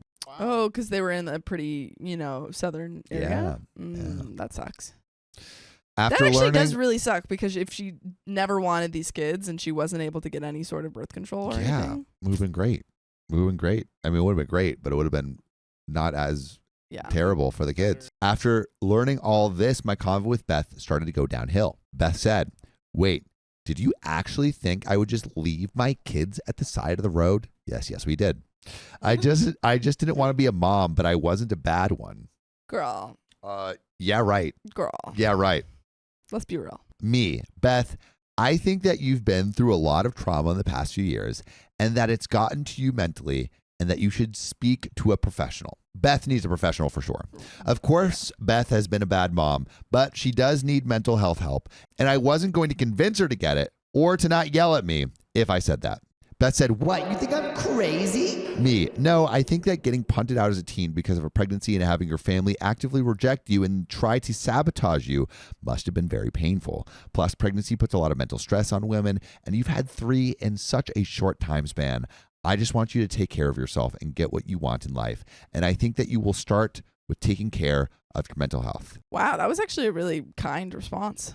Well, I'm sure Beth will respond in kind and be very mature. I'm sure she'll be like super nice about it. Super Like, chill. wow, thank you so much for that Yeah. great analysis of my life. Well, Beth said, "What I want It's for you to go straight to hell." Beth then calls me every cuss word, expletive, and derogatory word she can think of. One of the words she called me was a derogatory word about people from my ethnicity, and my blood is boiling that she thought it was okay to say that to me. So I'm now on her hit list. She's been blowing up my social media all day. On her last Facebook post where she called me a slur, she said that she still expects a good wedding gift from me. Crazy. Yeah, no. Crazy. She's like, Yeah, I'm no. going to call you a slur, but also my gift. Thank you. Yeah. Where's my NutriBullet? Where's my? I really wanted a What's it called? What's the thing? Cuisinart. The other one. Yeah. Where's my Cuisinart? Yeah. No. So I've blocked her and everything, and I've decided to completely cut off contact. This will be my last update. Will it though? Will it? Will it really? You seem pretty involved. I don't know. What do you think, chat? Because this is not over. Oh, wow. We got a little bit more. We have update 3. Yeah, did your other Literally YouTube channels lied. get to this far? No Huh? one has run this far. We go the extra mile for you, chat. Get you running. cheat on us. We And we gotta- just come running back saying, I hope they'll stay with me. We got a 6-minute mile. That's how far Yeah. we're running for you guys. And this may be the final update. What? I don't know, chat. Hi, everyone. I didn't think I would be making another update, but here I am. I don't know if anyone will even care, but whatever. I saw another person who will remain nameless make a video about this.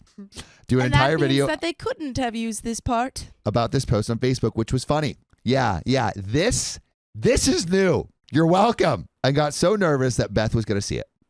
Turned out she's seen it Dang. and does not give a single dang, not give a single darn tootin'. Because as I pointed out, the majority of this info in this post came from her public social media. And no publicity is bad publicity. She also doesn't know who posted it. More on that in the update. I am still no contact with Beth and have no plans to change that anytime soon, but we have mutual friends who have told and shown me what's happening.